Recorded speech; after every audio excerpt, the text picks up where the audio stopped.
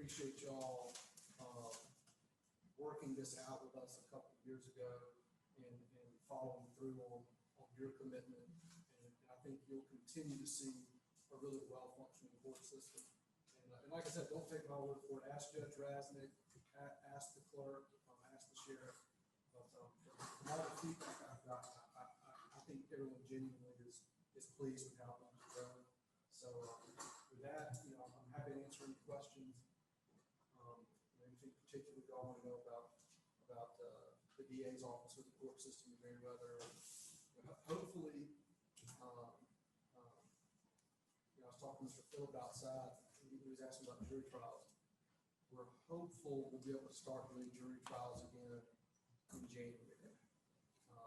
We've got different judges that maybe have different views on when to start and when not. And it's an uncertain time, so I'm not judging anybody's difference in view, but hopeful for January. So I'll say that. I've got some old serious cases that justice needs to be done. Any questions, Mr. Chairman, Vice Chairman, anybody? All I'll say is that I do not hear any complaints. So that's all. I'll take that. I may not hear the good parts of it, but complaints. Yeah.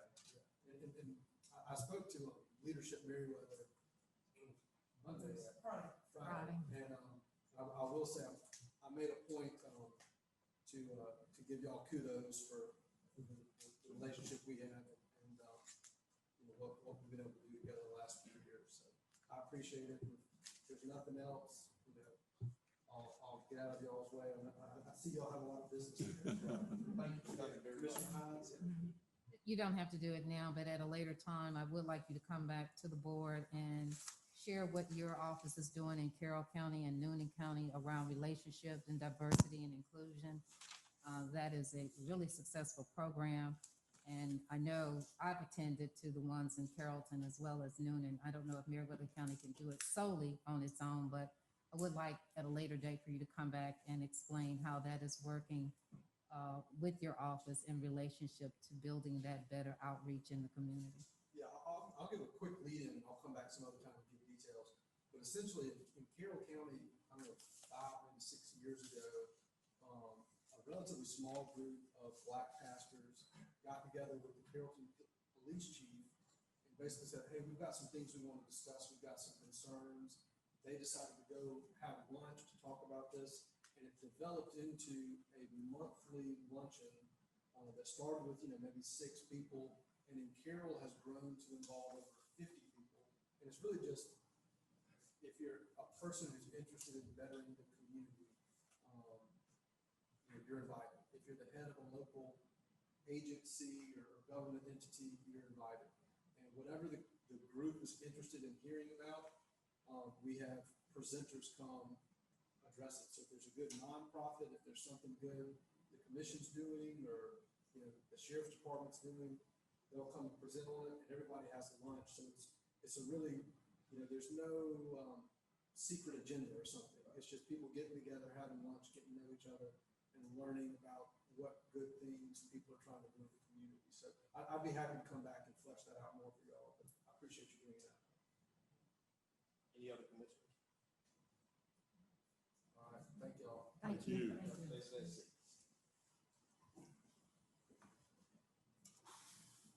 All right, we will move to the next item, number 7, public hearing, to speak about review and adoption of updated ENS ordinance. Do I have a motion to go into public hearing? So moved. Do I have a second? Second. Motion and a second. All in favor? Motion carries. We're in public hearing at 6:12. Thank you, Mr. Chairman, Commissioners. This was properly advertised and is being brought back before you today. We received a letter from Georgia EPD, the Watershed Protection Branch, advising that per the Georgia Erosion Sedimentation Control Act, local issuing authorities, and what that means is we are qualified when someone comes in to do a development, we're qualified to go out and review that development and sign off on their erosion sedimentation control plan.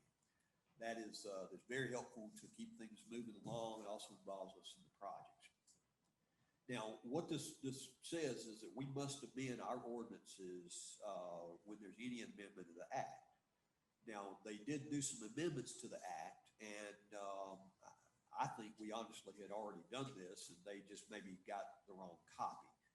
But in an effort to be sure that we did what we needed to do, we took our existing ordinance and we took a model ordinance that they had provided, and we compared those, and we made changes. And here's your original ordinance. Here is the new ordinance we have changed. And very honestly, the only thing I've changed in this is a couple of words here and there. I've changed article to ordinance. I've changed state to state of Georgia and added Georgia Department of Natural Resources. I changed definition to paragraph. There's virtually no changes. What I really feel like has probably happened is they got a copy of our old ordinance and had not received the ordinance that had been updated and codified previously in y'all's ordinance. Because there was nothing substantial whatsoever that I looked and I read the whole thing that we changed. Their biggest issue was they wanted to be sure that we included a definition of final stabilization. Well, our ordinance had final stabilization. So I think that they really just didn't have our most updated ordinance. But with that said, I think the new one we've, like, for example, when it says local issuing authority, rather than leave it as we've capitalized local issuing authority.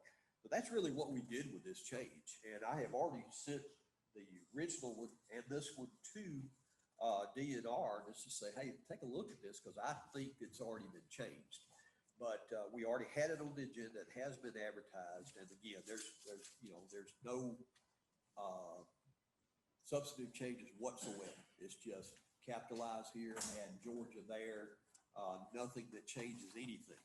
But it does have to be in conformance with the state. It can be more restrictive, but it can't be less restrictive. We have not made it any more restrictive. We simply followed their model ordinance. So I'll be glad to answer any questions the board has tonight. I really think when they respond back to us on the other, they're going to say, well, your old was fine.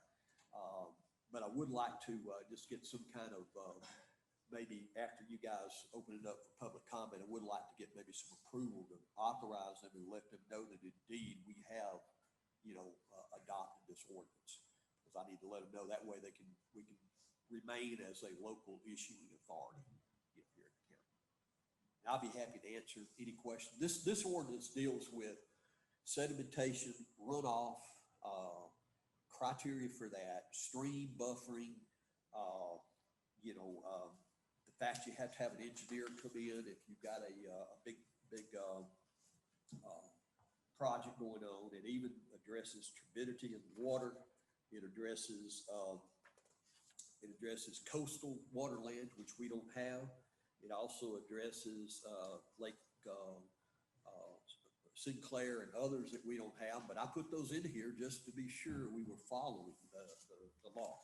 And so that's really what it is. It's just something we have to update. The only reason we're bringing it back is the state said, oh, y'all need to update it. But I do not think they had the latest version, but this version actually capitalizes things, change a few, words here and there to mean the same thing. So anyway, I'll be happy to answer any question anybody has tonight about that. Any commissioners have any questions? I do. Okay. So we received this on October the 22nd, and we just made some provisions to our new ordinance that went in effect, after this date? I'm sorry. All right, we received this on the 22nd of October, right? Okay. And so you're saying the ordinance that we had passed was afterwards. So you're saying that they received the other one. So have we sent them the new one? No, because until I was working on this yesterday and I read through everything, they kept saying it's got to be changes. When I got through, there's really no difference in what we've got and what the model ordinance said. And as I read through it, knowing that, thinking that they had said you got to change it, I just capitalized letters. I added state of Georgia. I added Meriwether County instead of, it just says it had to be in Superior Court. I added Superior Court in Meriwether County. So, but I didn't realize till I got finished with it that I think they had an old ordinance that had Okay. already, you know, been Okay, adopted. I understand that. So at this point, what we need to do is send that back to them and make sure, or do, other than the changes that you initially made, those little simple changes you just currently made? Right. Yeah, we can do either. We can send it back and say we think we're okay, but this is honestly a better ordinance. I mean, it's just capitalized and, you know, the county of Meriwether's put it, just makes it crystal clear. So I would really recommend, and I'll be happy to get copies of this, but there's nothing really that's changed. I mean, it's just simple.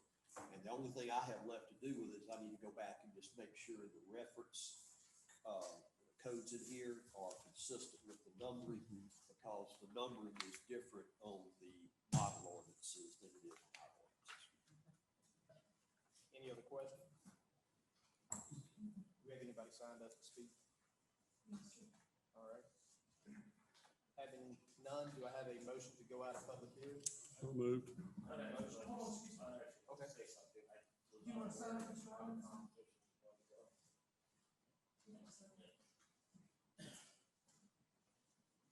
My name is Kenneth Rawlinson. I live on Mount Carmel Road. I put in a open records request for a draft copy of the changes. I don't know what it's been. It's been about a week. I did not get one. And I see now that we're getting ready to vote on something that the citizens haven't had a chance to even look at. So I'm requesting that the commissioners delay this until we can become more educated on what exactly is being said here. Because I have no idea what.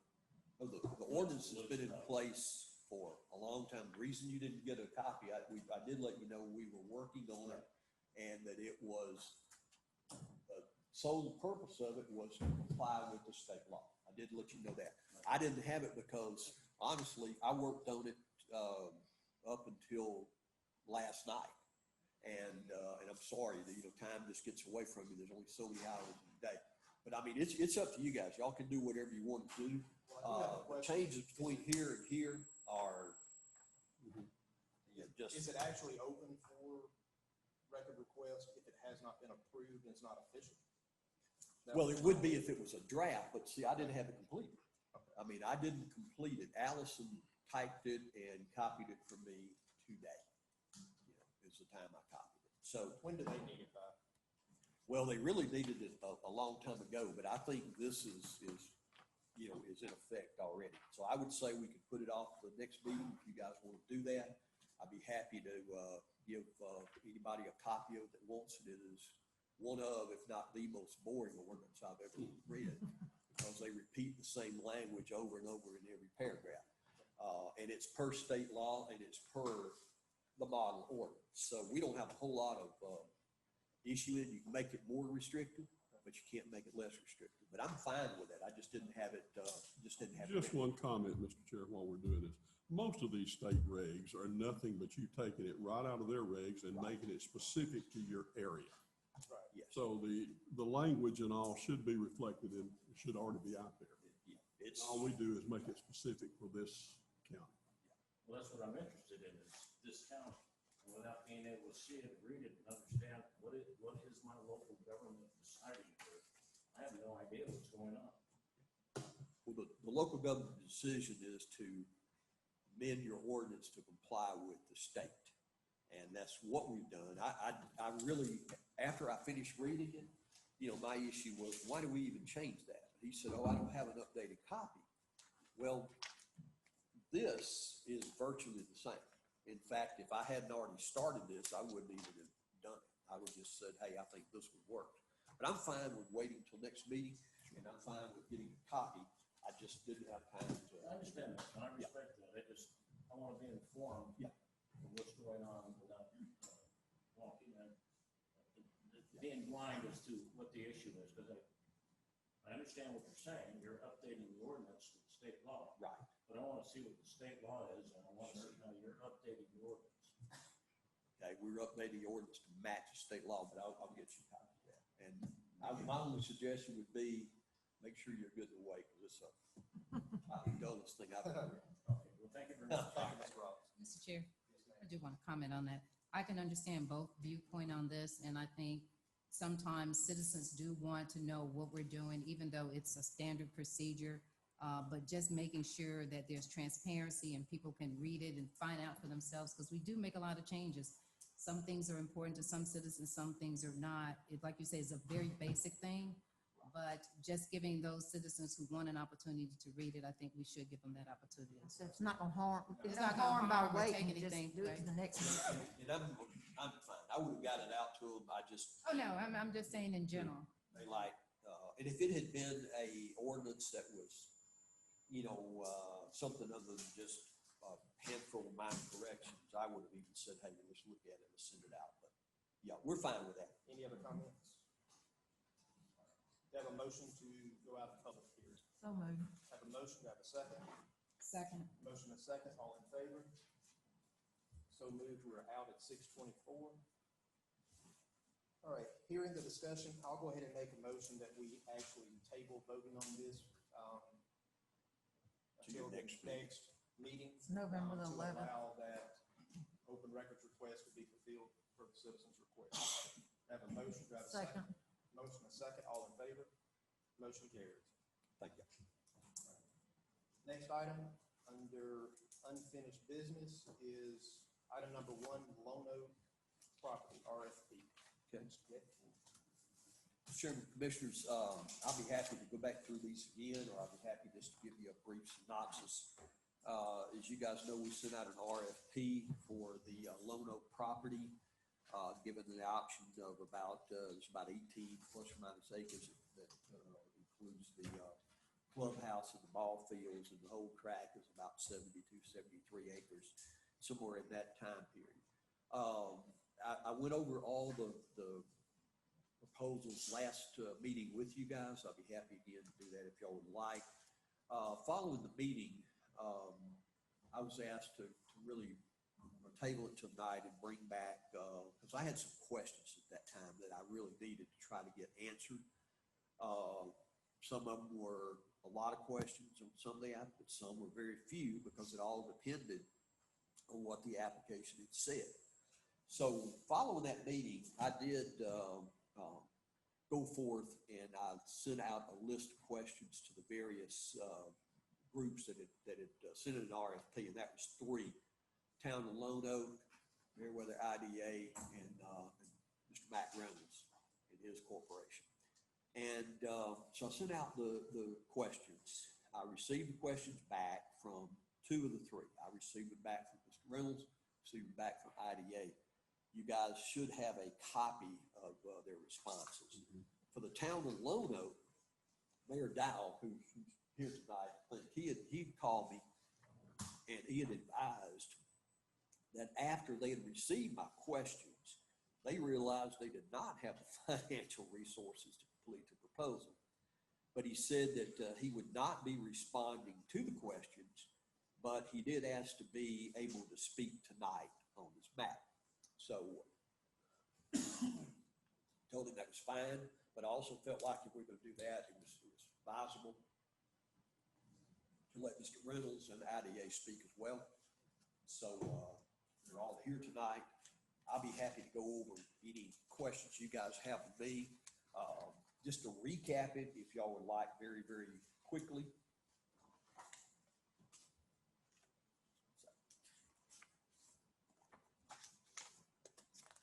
On Mr. Reynolds, he proposed to purchase the entire 72 plus or minus acres, including all the buildings and improvements, the land, the clubhouse, the mobile homes, the storage building, the small building near a former lake on the property. His proposed use was not clear in the RFP, but he has defined it in a letter that he sent us. And he indicated that his desire would be to market this to a bona fide user in the community. And of course, Mr. Reynolds is he's a friend of the county. He's done really good good work, and he's been a real supporter of the county. And it would be an investment opportunity for them. What he was proposing is that he would pay $220,000 for the sale of the property, and then it would go back on the future tax digest. So it would become taxable for next year, and if it closes before the end of the year, and then it would you would have the cash in hand. The town of Lonoke had a very long proposal, so they had a lot of questions. They proposed to purchase the property for $10,000 or lease it for $1 a year for 50 years. And it appeared from their requests, they were looking at the 18 plus or minus acre tract. And they talk about smart growth and economic development over pursuing jobs and tax-based growth. Indicated they did not want industry at this location. Their funding mechanism appeared to be a pursuit of grants with a mention of capital funds. The plan for property acquisition appears to be the donation of the ball field property and clubhouse to the town of Lonoke from Meriwether County, and as the proposed $10,000 purchase price, or $50 over 50 years, is just a small fraction of the true economic market value.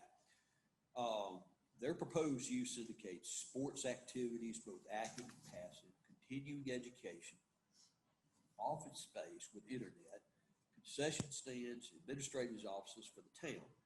Their 5-year plan indicates the development of a state-of-the-art multicultural center and a visitor center in the area. The IDA, they desire to purchase either the 18 and a half or the total 72 acres. The total offer would be $253,130. And they've indicated they would like to lease the ball fields for a year. They really don't have any plans, per their letter, of doing anything in the first year. They want to kind of build up their plan and start the development and start the outreach to market the property. They want to develop it for commercial industrial uses, creating jobs and adding to the tax base. And factors they said they considered was proximity to I-85, the adequate allocations of water, sewer, gas, and broadband, and is properly zoned with limited residential in the area. And I will say that water, sewer, gas, internet, broadband, very important to attract the industry and business to our community. They also noted while the recreation is extremely important, the ball fields have not been utilized to full capacity, and they indicate that the property is contiguous to the industrial park. They believe this area will see more industrial growth in the next 10 to 20 years, as the 600 acres across the industrial park is already zoned industrial. And that was a recap. I don't know whether you guys want me to give you my recommendations on it after I've read it, or you want to hear from the proposers first. I think hear from them. Yeah. Mr. Chair, I do want to hear from them. This letter that Mac Reynolds just resubmitted on the 22nd, am I reading this right, that there is a change in this, a request of leasing? No, ma'am. No, ma'am. Okay. I think you're just talking about leasing the buildings that are there. In short, Yeah. Let's, do we want to do this in a certain order, or? I don't know that it matters. It is an open meeting, but, so. We'll go ahead and start. Sure. First off, Mac Reynolds Jr. with Mac Reynolds Realty. Appreciate all of y'all's time on the board. Appreciate your expertise and what you bring from Meriwether County. I appreciate being a part of the process on this RFP. But to answer your specific question on the letter, I'll just kind of have it here in front of me. We're a real estate investment firm. We invest in land. We believe in land, and we believe in Meriwether County. But this specific property for us is a long-term investment. We don't have an immediate use, project, development in mind, but we do have the skill set to attract a bona fide user that we think is going to be an ultimate benefit and gain for everybody, not only us, but also the county and our surrounding neighbors. We want to do something right because we do have substantial land around us. We do own land across from there on Highway 54. So that is our reason and our interest here today in participating in this RFP. But to address the specific question you had there, we're talking about leasing. This is a purchase that we want to do. We want to do a 30-day due diligence, check out the property, talk with the existing tenants. And if any of the existing tenants want to stay on, we're open for that. We would want that in the short run. For those that are using the facility, using the ball field, using the bunkhouse, using the other facilities on the property, we would want to have that conversation, but we haven't had that yet. So I don't even know what their thoughts or plan is. But we're very open to that in the short run and could be a long-term deal. But aside from that, we do want to purchase it and control the property and put some investment in marketing there to find a good use down the road and in the future for the community. So that's kind of, hope that clarifies what we submitted. It'll be a 30-day due diligence, 30-day close. Any commissioners have any questions? I have questions. Sorry. And Mr. Gay, you might be able to answer this because this was something that I also was concerned about. Okay. The properties, that building by the ballpark where it's like a dugout or something like that, that building on the hill, Yes, but that's Okay. kind of like a field house. like a field house, and then we have the other two properties. Do we know, In addition to that, you have actually three mobile homes. 3 mobile homes? You have a maintenance building up on top of it. Okay. Mr. Reynolds, you probably can help me with this. I'm not a real estate savvy person, so I'm just trying to get a clarity on it. So those buildings included, do we know the value of those buildings? Well, there's several approaches in real estate to evaluate, and one would be on a direct cash flow basis. So what is the current lease situation and put what's called a cap rate? I really don't know exactly what the lease terms are. I think I've heard somewhere in the ballparks of $1,400 a month or something like that. So, on a 10 cap, rough numbers, you would put it on a 10 cap basis, it'd be worth $140,000 on a cash flow analysis. Okay. You could then look at it on a replacement value. But when we talk about replacement value, you look at a recreational facility. What is the new cost of a recreational facility? I'm not expert in recreation. I'm all for trying to bring some recreation to the community, but I would definitely be leaning on a joint venture, which is in my letter about either a tenant to help us or some kind of joint venture. That's not my expertise at all. But you look at the replacement value, you got to look at depreciation. So that facility was built originally in the 80s, 90s, and you're looking at a today's center, what the cost of a today's facility, or what it would take to bring this facility up to those standards. You've got some significant investment to come in. Okay. So that area is pretty gray for me as far as like to give you a number on what I think that's worth. But that is those would be your top two analysis is to try to figure out what the value is there. Okay. And the reason I'm asking, and I'm just trying to get clarity. If we're saying 220,000, and just say those properties together is worth 150,000, Sure. just off the top, just Sure. kind of saying together. Sure. So the difference is 70,000, right? Sure. Right. So you're talking 72 acres at 70,000. So that makes it around 900 something an acre, less than 1,000 an I acre. think if you look total in for facilities and property and all, our offer is 3,000 and some change per acre. 3,000 per acre Yes, ma'am. But that includes the 72 acres and the facilities. and the facility. Yes, ma'am. All right. So I guess that's what I'm trying to see, what Sure. the value of the land is going, what we're actually getting per land with, if the county chooses to sell it. I'm just Sure. saying, I'm trying to see Yeah. what is the best return on the dollar for the county as well as for the use and everything like that. So, Yes, ma'am. That's a good question. And I think I would jump back to you controlled and held the property for years, and demand of what you're getting is the rent that you're collecting now. right. You can look at the value of what the timber is. I haven't really put that in my analysis. If you're talking about the 72 acre piece, divide it from the facility. But, that's just kind of, we put our bid into what we feel like is the highest number we're willing to pay for it. Okay. Is what we came up with. I understand. But see, you're getting land and you're getting building. That has some cash flow, maybe not the same kind of cash flow. But when you break it down per acreage wise, you're Sure. saying you're looking at a 3,000 per Per acre acre. value. And Okay. yes, ma'am. And I think 3,000 per acre is pretty fair average for land sales in Marietta County. And I know that, Or commercial. Well, that's where we got to get to work. We got to bring in the commercial there, or somebody's got to bring in the recreational facility to talk to the teams there that are going to pay the economic value. But Okay. right now, we're struggling with trying to justify the economics beyond what we're willing to pay. Thank you so much. Thank you for your questions. So would you consider that land to be prime property for Meriwether County, right there near 85, or? I think that real estate in general always is location, location, location. You got to look at certain factors. So sure, having good access, good proximity to the interchange there is going to be a benefit, and that's why we're participating. Right, and with that being said, by being prime property and close to 85, would that not increase the value of the land for per acreage? It definitely could be considered. It could be, but like I say, we've looked at it and based on the current facility and existing operations there. This is how we evaluate the economics of it, with not doing substantial investment to turn to a different value. I think what we're focusing on right now, it sounds to me, is money. And I think when we originally discussed this RFP, we decided to put it out there for the best possible use. We didn't say that it was for money. We didn't say it was for purchase, for lease, for whatever, but give us ideas. What would you do with this property? What is the best idea for it? So instead of focusing on the money part of it, I'd like to listen to the ideas of what the intention to be used for.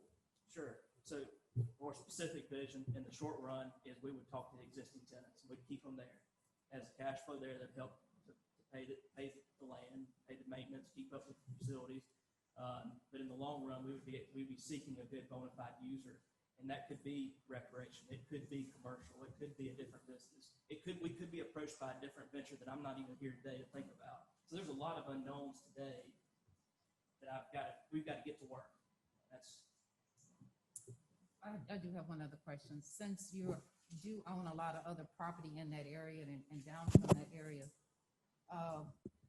seeing the growth that's coming in this region, seeing what's been growing out of Coweta as well as LaGrange, what do you feel is a good fit? Because we see growth on the opposite end of 85 going towards Hogansville. We've had some expansion with the Burger King, but being in the field that you're in, and if you're looking for good investors or people, what are you, without actually giving us very, very detailed, but Sure. You would think, are you looking, what would be a good fit on that end of the county? Because we need something on this end of Meriwether County off of 85. I agree. I think it's very fair. Growth's coming this way, whether we like it or not. But it's what type of growth though? Well, population growth is coming this way, both not only in businesses, commercial, industrial, residential, all of it's coming this way because Coweta County is outgrowing. So we need to be making a plan to capture it. And so it could be a mix of uses in that corridor. I don't think you're limited to just one zone. That to me today, I don't want to be limiting ourselves and trying to market a business venture here on that part of the county, on that property. Thank you. Any other questions? Thank you, Mr. Jones. Thank you. I need to sign. Ms. Jane?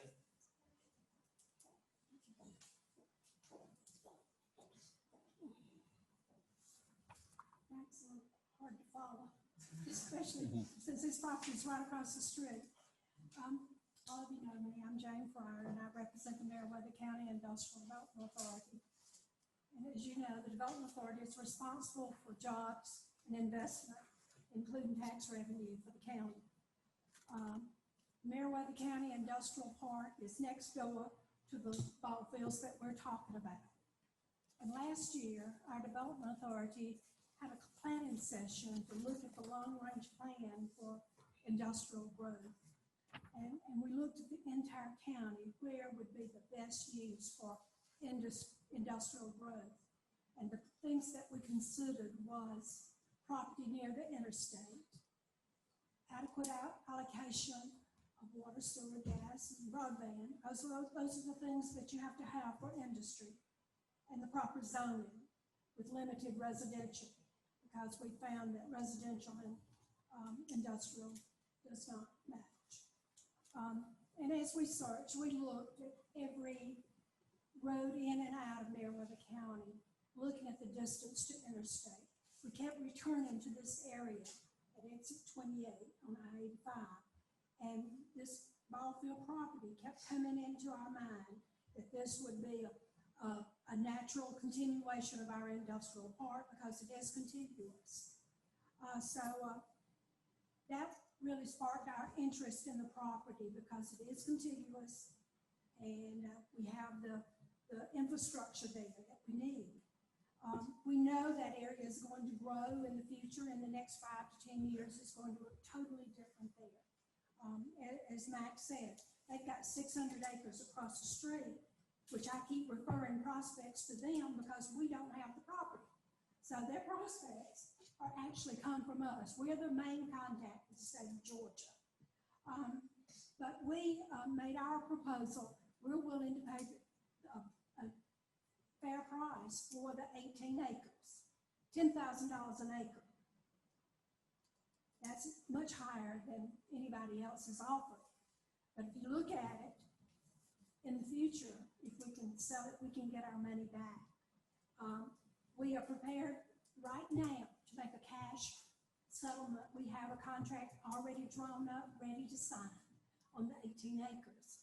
In addition to that, we made an offer for the additional land, which we're not sure right now how many acres that is. It could be anywhere from 25 to 50 acres because I don't have an official survey of the property. We're guessing on what it is. But because of the difference in the properties, we're offering to pay a fair price for that also, $1,500 an acre, to give us the additional land and use it for industry. But we talked about the leases a while ago. We're also prepared to let the people stay in those homes for at least a year.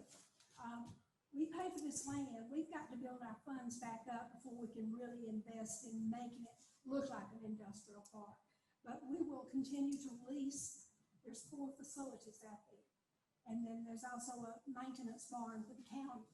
And we will continue to allow them to use that until we see fit to make some changes or the industry comes along, which, you know, it's like a chicken. You hatch the egg first or whatever. But we will leave everything as is for right now. All the leases stay in place. We'll make sure they understand that. And then we'll put it on a month-to-month lease so that if something does occur, we'll give them 90 days notice to get out. But we're prepared to close immediately on the property. We'll start the survey on the rest of the property. I'll call tomorrow to get that started, and we'll close on it as soon as we get all the proper paperwork and sales contract. We sincerely hope that you will consider our offer. We have every intention of providing jobs and investment, and especially the tax revenue. If you look at the tax revenue that's come off of that property in the industrial park, in 2013, you got about $12,000. Today it's on 4 industries, $365,000. So we have made a difference in creating jobs and investment for this county. We take pride in what we have out there already. We think we have a very pretty industrial park. We would make this a continuation of that industrial park and make it attractive also. So thank you for your consideration. I do. I want to make a statement and a question, and before I make it, I want to clarify something. I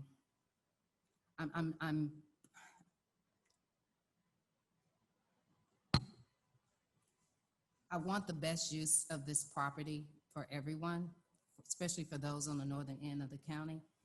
And so I'm going to ask some questions that may seem a little bizarre, but they're not bizarre to me and they're not bizarre to the people who live in my area. But Ms. Jane, I want to ask you this. You're saying that initially you all want just the 18 acres? No, we want it all. You want the 72 acres? We want the 18 plus whatever else is in 50 to 70 acres, whatever it is. We prepared the contract for the 18 acres. And that's for the 182. Right, okay. 10,000 an acre. So 10,000 an acre. Once again, you know, not considering the places and the buildings that are there, if they're worth 150,000. Okay, I guess what I want to understand, you said that the industrial park has brought revenue for us, and yet there's still a lot of empty spaces in our industrial park. We just lost someone in our industrial park. We've shown it to 4 industry in the last month. We've- We've shown it to 4 different businesses in the Okay. last month. So that building's not going to be empty there. Good, I'm glad to hear that, because we definitely need to. There's one, I will say, that's considered a contract only as we speak of. Wonderful, wonderful. So I guess my concern is, you're saying it's continuous, it's close, that land is close to the industrial park. It's in the same area, but to me, it's not that close. It's We continuous. own all that on up from the industrial It park, touches. up to the. Oh, ball it field. touches, okay. It's contiguous. So when we're talking promoting and bringing other industry into this area, I know you said you're gonna, you know, purchase it, and then once you purchase it, you may not be in a position to do anything for a while to promote it. No, we're gonna promote it. We already promoted it. I'm talking about grading it down to make it look like an industrial park and putting a nice sign on that end of the industrial park to bring it all together to look like one big industrial park. All right, We've got to build our funds back up. all right. And I can do that by selling off some other property that we have. That we have a deal on some other property right now that will help us, that we can put toward this to do the making it look pretty, make it look like an industrial park versus a ball field. Okay. I guess one of the things I'm concerned about too is for any organization or any group to tie your money that don't give you that flexibility. And I know that, you know, the county gives about $294,000 to the IDA. We help pay the bond. So, and your assets right now is about 3. I'm concerned if we lock, and maybe you can explain this more, that when other opportunity come, and if we get this, and let's say something else come, how are we gonna promote the county with other projects down the road when you've locked your funds in so much into this one project? I've got excess funds. Even if I do this, I still have some funds left over, and we will build them back up by selling off some of the other land on Sewell Road that will never be used for industrial use. Okay, okay. So, all right. So once again, so right now you're saying keep the leases that are there with those who have it. And then a year or so later, you have to make the investment to go back in and fix it up. But once again, we still don't have any idea what that may look like or how long that will take either. Well, I foresee within a year, we'll be able to make it look like we want it to look.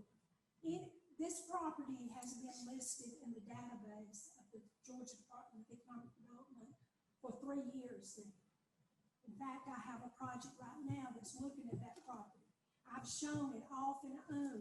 One of the things I hear when I show it to most industry that's not familiar with what's going on, they say, oh, but this is a ball field.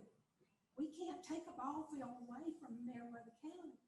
And I explained to them, we are, you know, preparing for the future to put recreation somewhere else. That this property is available for industry. Now, we haven't been lucky enough to close a deal on one, but if we've been showing this property for however long you've been here, you know, we've been looking at it. So the main reason that the property is because it's not part of the IDA inventory that didn't give you the opportunity to sell it? Is that the main? No, we could sell it. Sell it. It's the fact that they look at it and it sort of turns them off when they feel like they're hurting the county by taking a ball field away from the community, and they don't want to do that. And I tell them, no, don't worry about that. And that's why I'm saying I need money to make it look like an industrial park, which I have to grow my funds. so that the industry comes, don't feel, like we're taking something away from the children of Meriwether County. And I can say, oh, no, don't worry about that, but they do, because most industry that looks is concerned about the community and what's happening. And they don't want to be responsible for someone coming to them and saying, oh, you took the ball field away from my child to play. When in the real world, they weren't using it anyway. That's all I have. Any other questions? I have one more question. So, in Elston, if you purchase this, let me take this off. If you purchase this property, then it still would be on the tax digest because you are still part of the county. Is that not right? No, until we sell it. Until We're you not sell going it. tax rates. But once we sell it, then Right, Sure, that's tax once you savings. sell it, but it might be 2 or 3, 4 or 5 years before you sell it. So until that time, it still will remain off the tax digest. that's good. But the sooner I can sell it, the better off the county is. And I hate to put it this way, I'm giving you back your money that you invested in us. We are giving that money back to the county to purchase this land, because that's where most of the money came from, was from you. Right, so it was originally our money, so how are you giving back our money? Because we gave it to them. You gave it to, you budgeted to Yeah, okay, it, we so were it's giving right. that back, but how is the county property? If we had kept the money rather than giving it to I'm IDA. I'm just saying I'm returning to you some of the funds that you budgeted for us in past years. This isn't particular to Jane. I guess it's for any of them. The options we got here is, one, you sell it to somebody where it immediately goes on the tax digest. Okay, they may develop it tomorrow. They may develop it 10 years from now, 15 years from now, who knows? Or we do it to the development authority, and no, it does not go back on the tax digest, but some of the money we invested in it comes back to us that I thought we discussed in our previous meeting, that we could turn around and possibly use on a recreation project somewhere else. I think we discussed that at our last meeting. Or, I don't know where the other proposal stands. It wasn't a lot of money on it, but I'm not exactly sure where that stands. So, it hasn't been on the tax digest for a long time at this point, so we're receiving nothing other than the lease. Or another option is we just keep it and we continue to lease it. But it's obvious the most logical place for our industrial development is in that area. We don't have the interstate access anywhere else. And we all know that is the number one reason what industry looks at. It's all about logistics. How do you get those trucks in and out, inventory in and out? And unfortunately, we don't have that anywhere else in this county. I hate it that we don't, but we're locked in, except for that one corner. While it hasn't been on the tax digest, I would say it's a pretty sure bet that your, increase in the value of the land has probably made up a lot of that through the years. So if you sold That's it true. 10 years ago, I don't think it would be worth what it was today. No, it wouldn't have been. I have some other comments, but I would like to hear Loma's proposal first, and then I will make my comments. Anybody else? All right. Mayor Downs?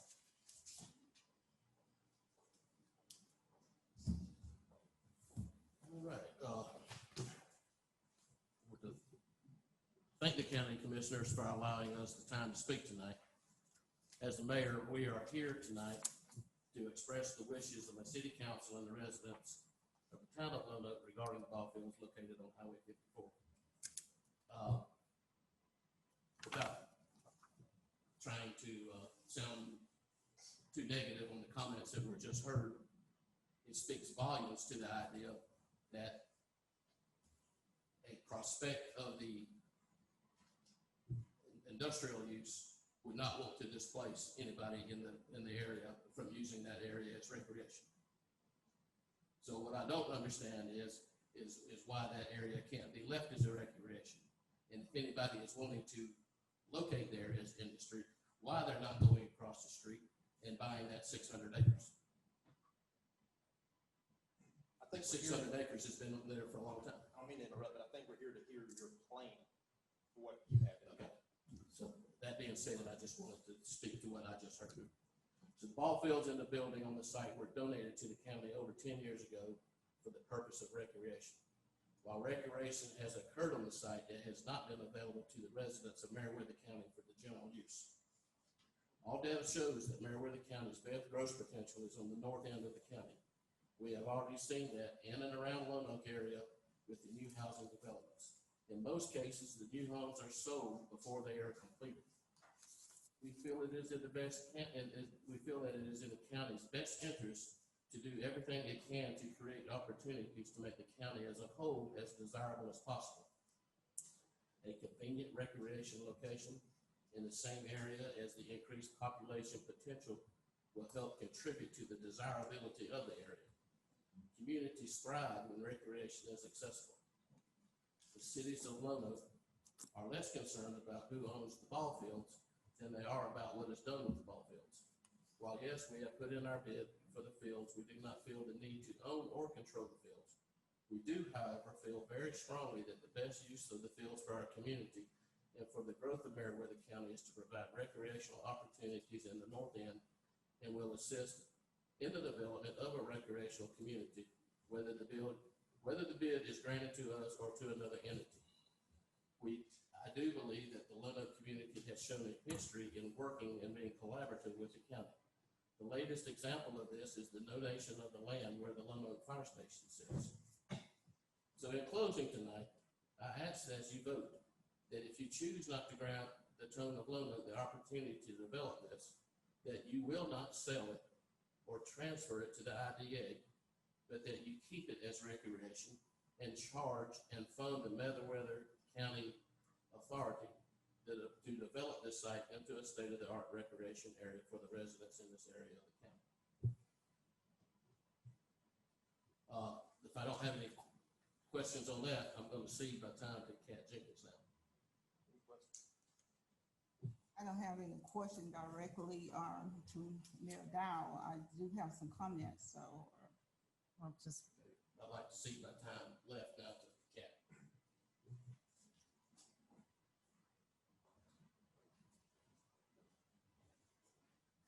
Good evening. I just wanted to follow up with a few things that Mayor Dow spoke about, and that is, again, to reiterate how important those ball fields are to Lonoke.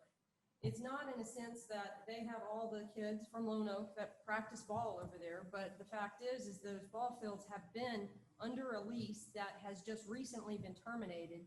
And so the potential for use, potential for recreation there is now available. And I just ask that the board take into consideration the fact that Lonoke is Lonoke. It's a small town, but we do feel that that town will continue to grow. And we feel that this, the use of the ball fields shouldn't cause a burden, and it might be something that could be used in the future, as there are between, I think, maybe 60 to 70 acres behind the ball fields that could be used, and that we ask that until we have something else, that these ball fields remain.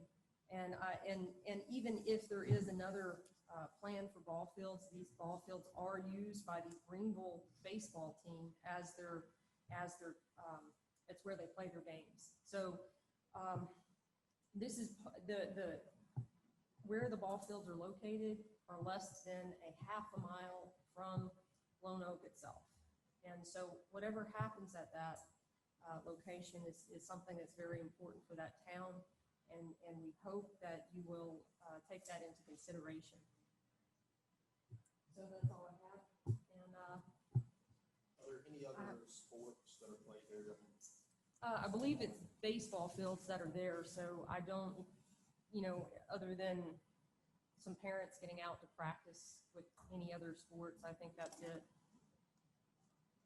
I have a question, and you may or may not can answer this, but back when we first started talking about the uses for the field, I know I had two different people approach me that I'm pretty sure came through recommendation from somebody in Lone Oak who was interested in those fields of doing some kind of athletic field, something for the kids. They had the money, according to what they told me, they had the money to do it, and it seemed like a great idea, but none of them put in an RFP. I mean, and they knew months and months ago. I mean, because the last time I talked to them was probably February or March, and it may not be something that you know. I'm just curious as to why. I'm not aware of whether anybody else was interested in doing it. I mean, we did ask that we lengthen the time of the RFP so that we would be able to get potentially more interest in it. But I can't. I mean, these two people were already interested because I was approached by somebody from Lone Oak on behalf of these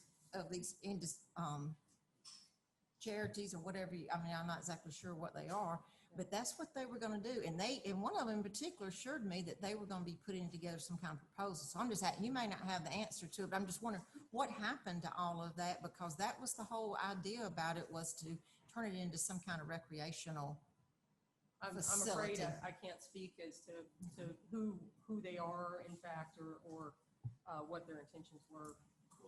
With some effort that might be revived. Right, because we talked about it for over a year or better with that, but let me ask you this, because I do want clarification for the record. We've heard two other proposals and what they wanted to bring. What specifically is Lone Oak offering, or we know the use that you want to keep it for, but. For that, I would defer to Mayor Dow. Okay. I just think so we'll have it for the record. Sure. What is the town of Lone Oak proposing? We know the use that you stated, but. So for the record, the town wants it to stay recreation and put in these ideas of the RFP. Through questions that Mr. Gay put forward, it became apparent that the town does not really have a lot of the resources available to itself to do that without some possible grants and such as that. Relying on grants is tough, but the most important thing is that we want to be a partner with whoever gets this to try to keep it used as recreation. Thank you very much. Mr. Chair, I have something. There are two other people that would like to make some quick comments too. Yeah, sure. Come on up. Just state your name. Cody Forbes. I'm also on council in Lone Oak, and I'm way out of my comfort zone, so It's okay. We are too. I just wanted to speak to you guys with obviously my heart being in Lone Oak. As far as the industrial industry coming that way, I want you to kind of change your mindset. I understand that you guys are having to think of where industry would be best in our county, but I also want you to think about where it would be best for new residents to come with families, young families. My husband works in Atlanta, Chick-fil-A corporate, and the interstate location is the best for him to get back and forth to work. And unfortunately, everybody knows it's no secret, the biggest deterrence, I think, for families coming here are the schools. But if the growth comes, and I think that area is a prime location for families who cannot afford Coweta anymore, I'm one of those, to move this way, and who have a vision of having a few chickens and a garden and a school system that their kids can attend. I love Unity Elementary. But anyway, I'm trying to kind of just give you a different mindset to focus on Lone Oak as potential residential growth. And having the ball field there and the recreation there would only be a plus for us in that area. So please do consider keeping it recreational, us updating the facility somehow, and letting that just be another perk for families coming in. Mr. Chairman, can I make a comment? I mean, and it's not necessarily to you. Y'all can correct me if I'm wrong, but I don't think we had any discussion at all about changing that from recreation until it came to us from Lone Oak about wanting to do something different with it. I'm not saying different other than recreation. I'm saying either them taking control over it. It had not even been a part of our discussion at that point of doing anything different than recreation. I don't understand what you mean. Well. I'm saying it's what brought about the change. I mean, they want to keep it recreation. Well, we had not even thought about changing it from recreation. Well, I don't think it was Lone Oak per se. I think it was the ball field per se, that someone was interested in taking over that ball field when that lease was over. So once the lease was over well, actually, I spoke with someone too, and I don't think that during the time when they were interested that this RFP was not available to them. And then when it did come available, they had not put their proposal together because they wasn't looking to buy the ball field. They were more or less looking to rent the ball field and to have recreation on that ball field. And that was part of our proposal, RFP, was that they could rent or lease. I mean, purchase or lease. It didn't have to be one or the other. But what I'm saying is it had not really even been on our radar to do anything. It was fine as far as the county was go to leave it as recreation. And so I'm hearing now that Lone Oak wanted to leave it as recreation. We were fine with that. It was brought to us about doing something different, either giving it to Lone Oak to manage or letting somebody else come in to do it. It was never to give it to Lone Oak to manage. Well, I think an okay. outsider was interested okay. in leasing it. I don't think it was just. But that wasn't brought Lone to Oak. us as a board, wasn't presented to us about. Well, I think, if Mr. Gay, correct me if I'm wrong, but Marquise Griswold, I know he has showed some interest in it. That's who I talked to. That's who called me. At that time, that proposal during the COVID, it was never brought to us. So by the time it was, or we did the RFP, then I think the opportunity had passed. Yeah, the RFP was to purchase or lease a track. It also could encompass just the ball fields of the field house, or the entire property. So you guys left it wide open to what y'all would be willing to accept. And I had understood we were gonna have a couple other people. And obviously that didn't work out. So if the desire is to leave it recreation, then we just keep doing it like we're doing it. We continue to rent our buildings. We get our $1,400 a month, and we lease it to somebody to play ball, and industry comes along and wants it, then we come back to negotiate to see if we sell it then or whatever. I mean, I don't really see why we're doing anything any different if, Those was going to be my comments. When we first opened it up, we said that we wasn't looking to make a profit on the field, but we were looking to get the best use of the field. And from what I'm hearing from the other two, even if we sell it to them, in returns, they are just going to make a profit or whatever on the leasing the ball field that we are currently leasing for $1. They're going to turn around and lease it. So my thing is, why would not Meriwether County invest in this property? Why would we not keep the property and keep getting the rent that we're getting from the other property and lease the ball field? and my only option, or that might could work with that, would be is if we sold it, we took that money and we put it to match with the grant that you're trying to get for the rec facility that you're trying to do here. I mean, that's the only thing I was thinking, that we're still doing recreation. You got it in a central part of the county, being in Greenville.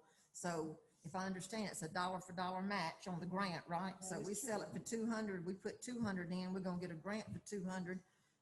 So we got 400,000. I mean, if the board chose to go that way, I'm going to recommend that every cent of that money do be invested in a recreation park here in Greenville so it can be centralized, if that's the way the board chose to go.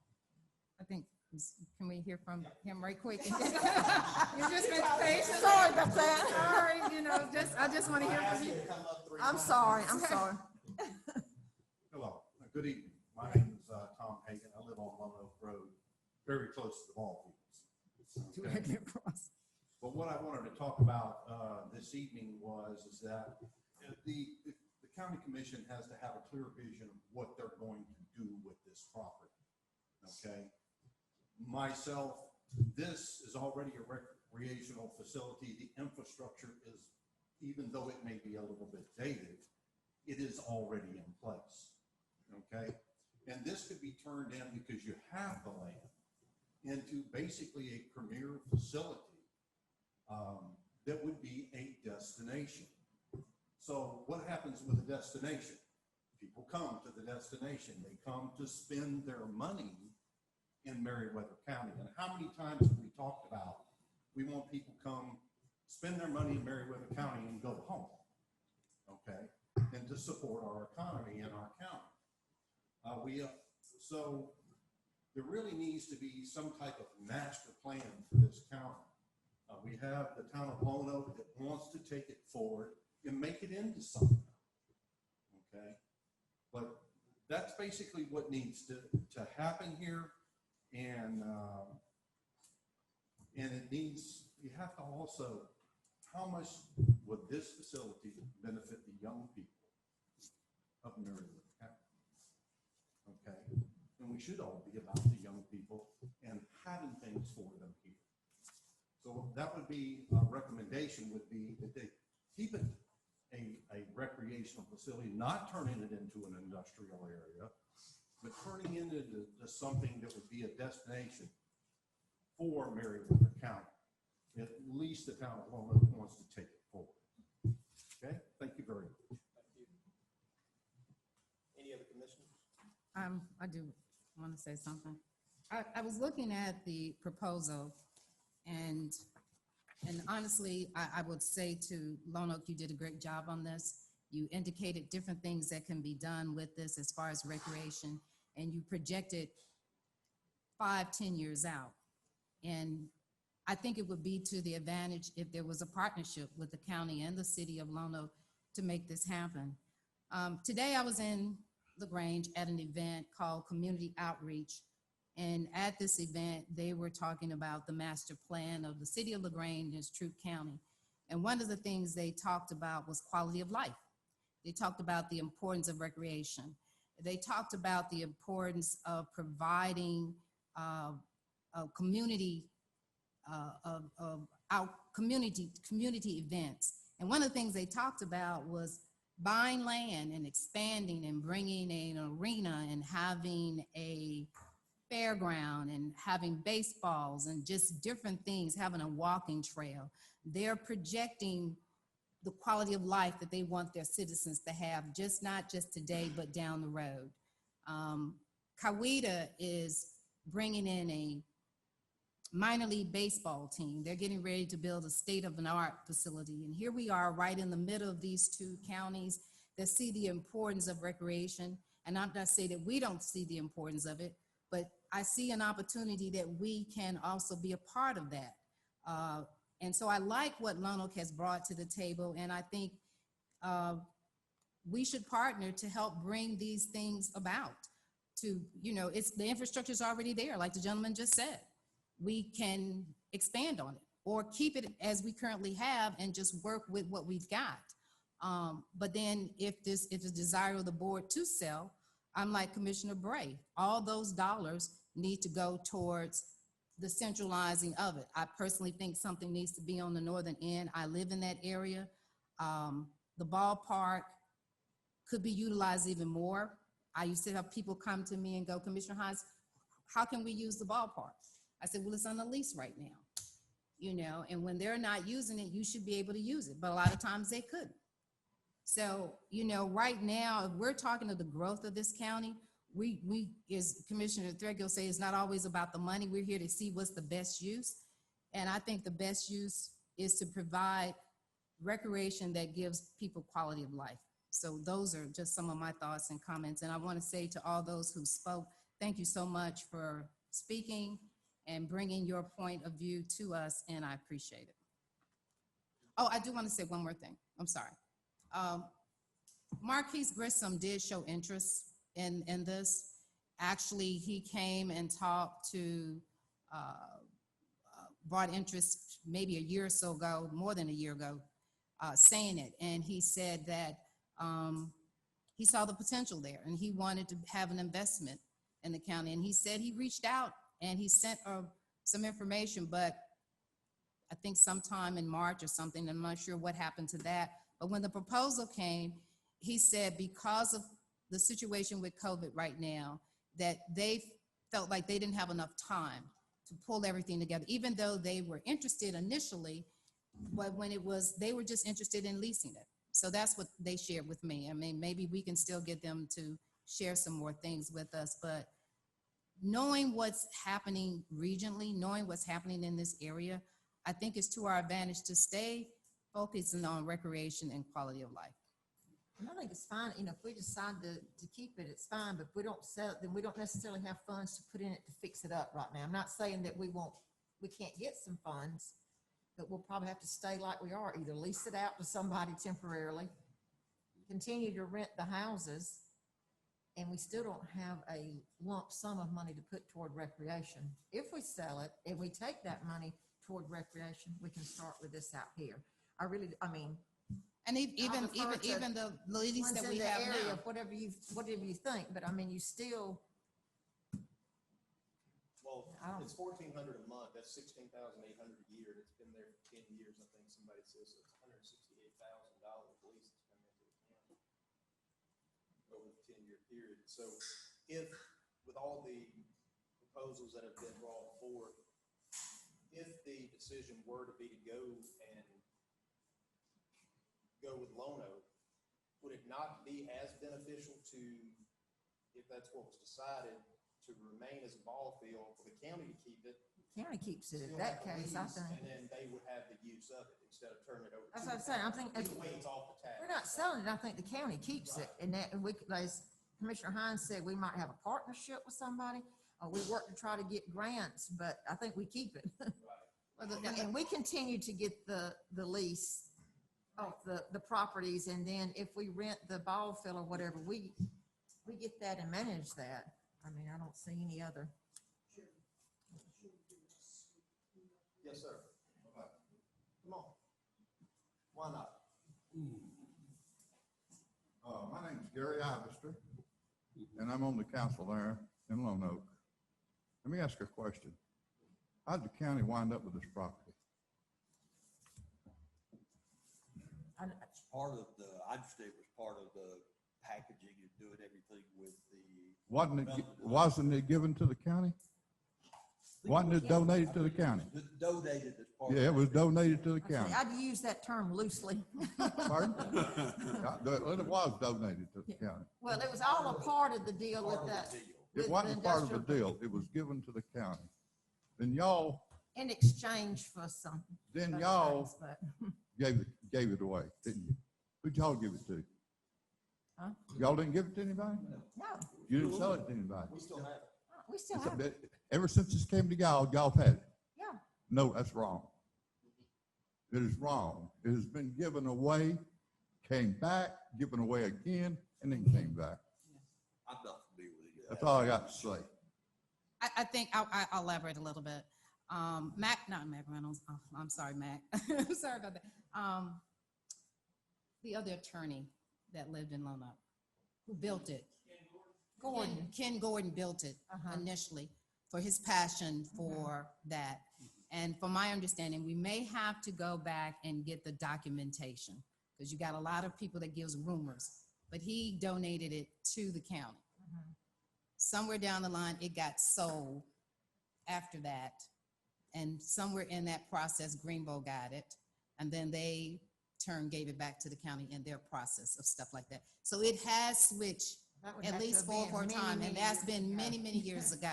So it was initially given to the county for the purpose of providing recreation, and Ken Gordon was the initial person who did that. So there's, once again, you may have to go back and do the research on that, but I think that's what Mr. Isaacson was trying to get across. Any other comments? All right. Jay, do you have any comments?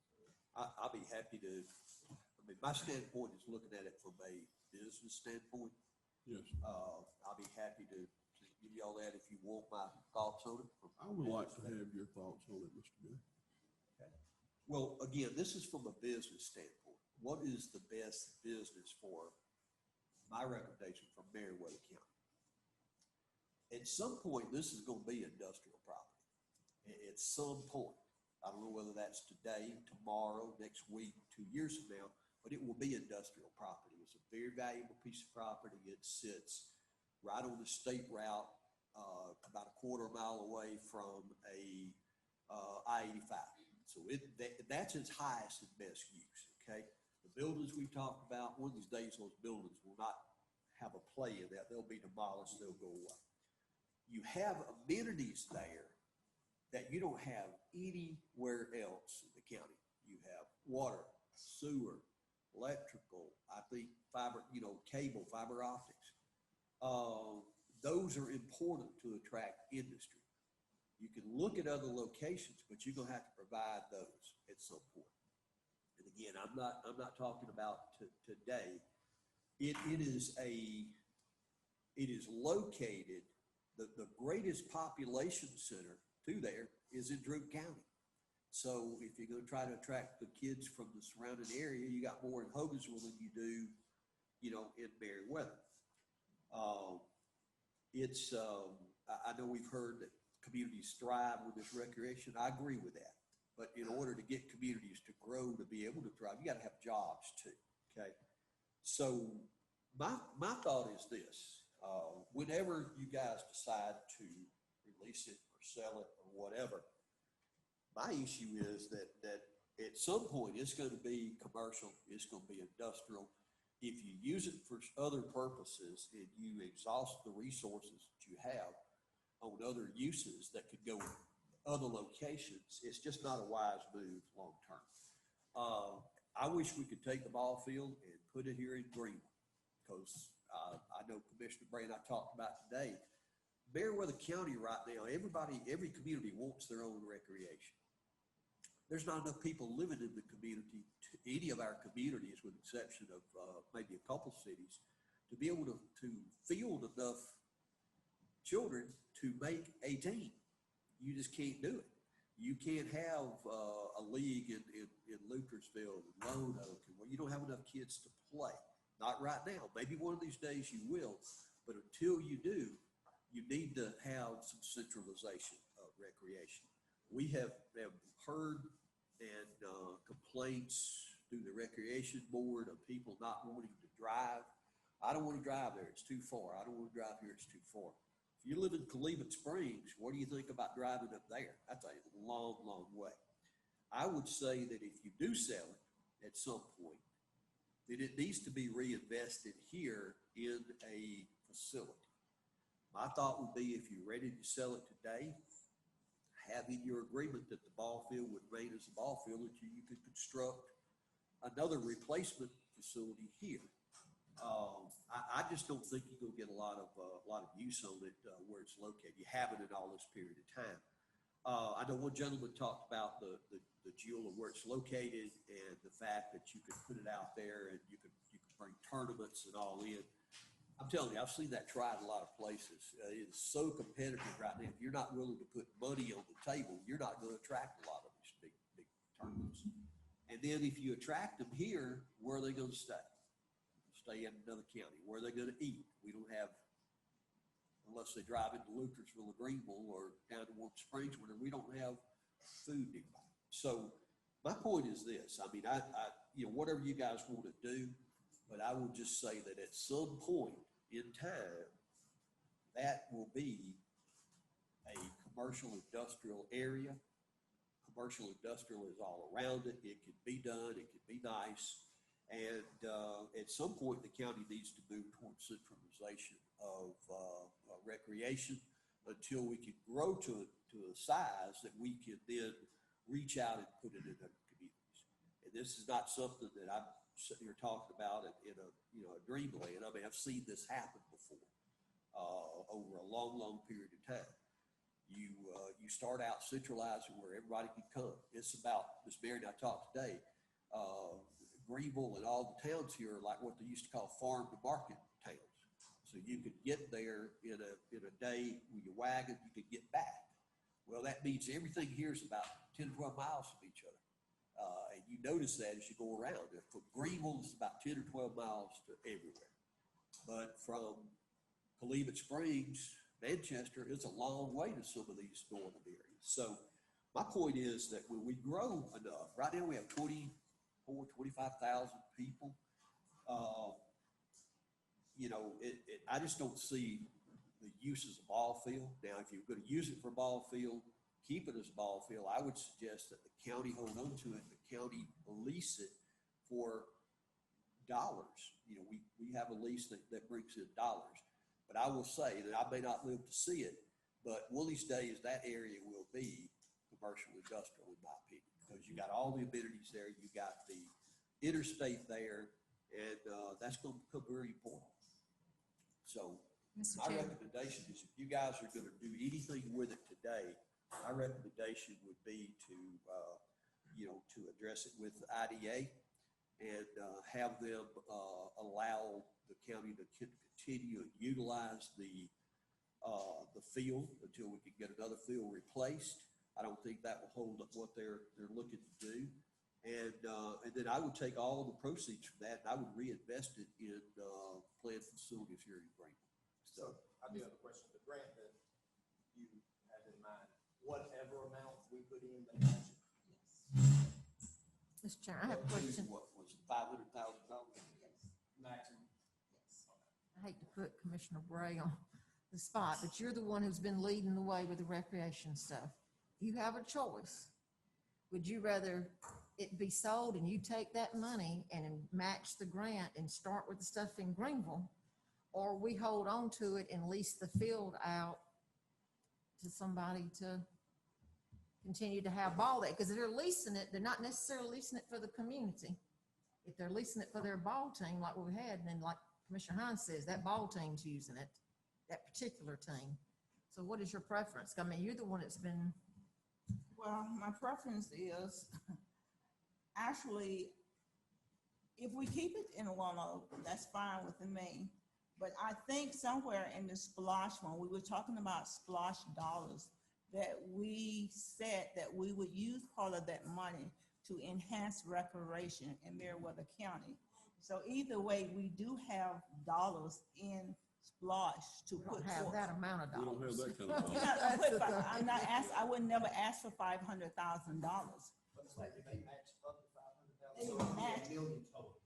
But If we put in 500, they could match it. So if we did sell it, and then we had money from SPLOST to add to that, say if it was 200,000, we had another 100, that's 300, we could really get a 600,000 match.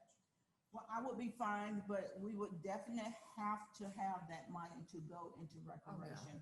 I'm just one person, so if three of you all say that we are going to sell Well, it, that's why I think we all then need this. I would say that that money definitely should be invested back into the ball field. That's why I'm asking you though, which do you But prefer? I'm Because I mean, like I just said, one, you've been in- so I can't make that decision, but once the board make a decision, if the board make a decision to sell it, then we need to make that decision to have that money invested back into a I agree. central location. I totally I do agree. want, Mr. Chair, I do want to say, it is a grant. It is a DNR grant. It's a competitive grant. So even if we've got several other people that are applying for that grant, if whatever reason we do not make it in this cycle, we don't make the grant. So the thing then is, are we going to still take the dollars and invest what we can into a central location? And will we then be applying for other grants later on? Because it's going to have to be in phases. Now, or we can look at the fact we have an existing ball field that has the infrastructure, and we can invest into that current infrastructure for the growth and the potential of that. So either way, we're still looking at, we're not going to always have the money initially. We're going to have to do it in phases. But whatever this board chooses to do, I do believe all the dollars, if it is chose to sell, goes into recreation.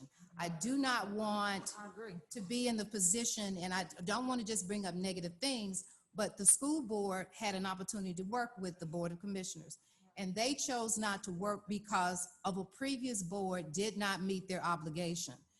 In 2002, there was a proposal to build a state-of-the-art recreation field here in Greenville.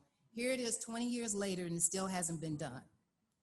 So at the end of the day, you know, whatever this board do, we're making decisions not just for us here today, we're making decisions 10, 15 years down the road for the next generation. And yes, to me, the ballpark could have been utilized more than it has. And we leased it out to someone for 5 years and we didn't generate any money. That was us. We did that as a board. So if we choose to keep it, whatever that partnership, we need to make sure that it benefits everybody on both ends. So we can invest into an existing and upgrade it. And also, Mr. Chair, I know Commissioner McCoy, you wanted to hear, you've heard from me and I also want to hear your viewpoint as well. Well, what I was sitting here just thinking as we were talking, and I think Mr. Gay is right. Ultimately, this is going to be industrial. Nobody's going to stop it. It eventually is going to become industrial property. Now, keeping the ballpark certainly entails a cost. There's going to be a maintenance cost of some proportion that will have to be put in there.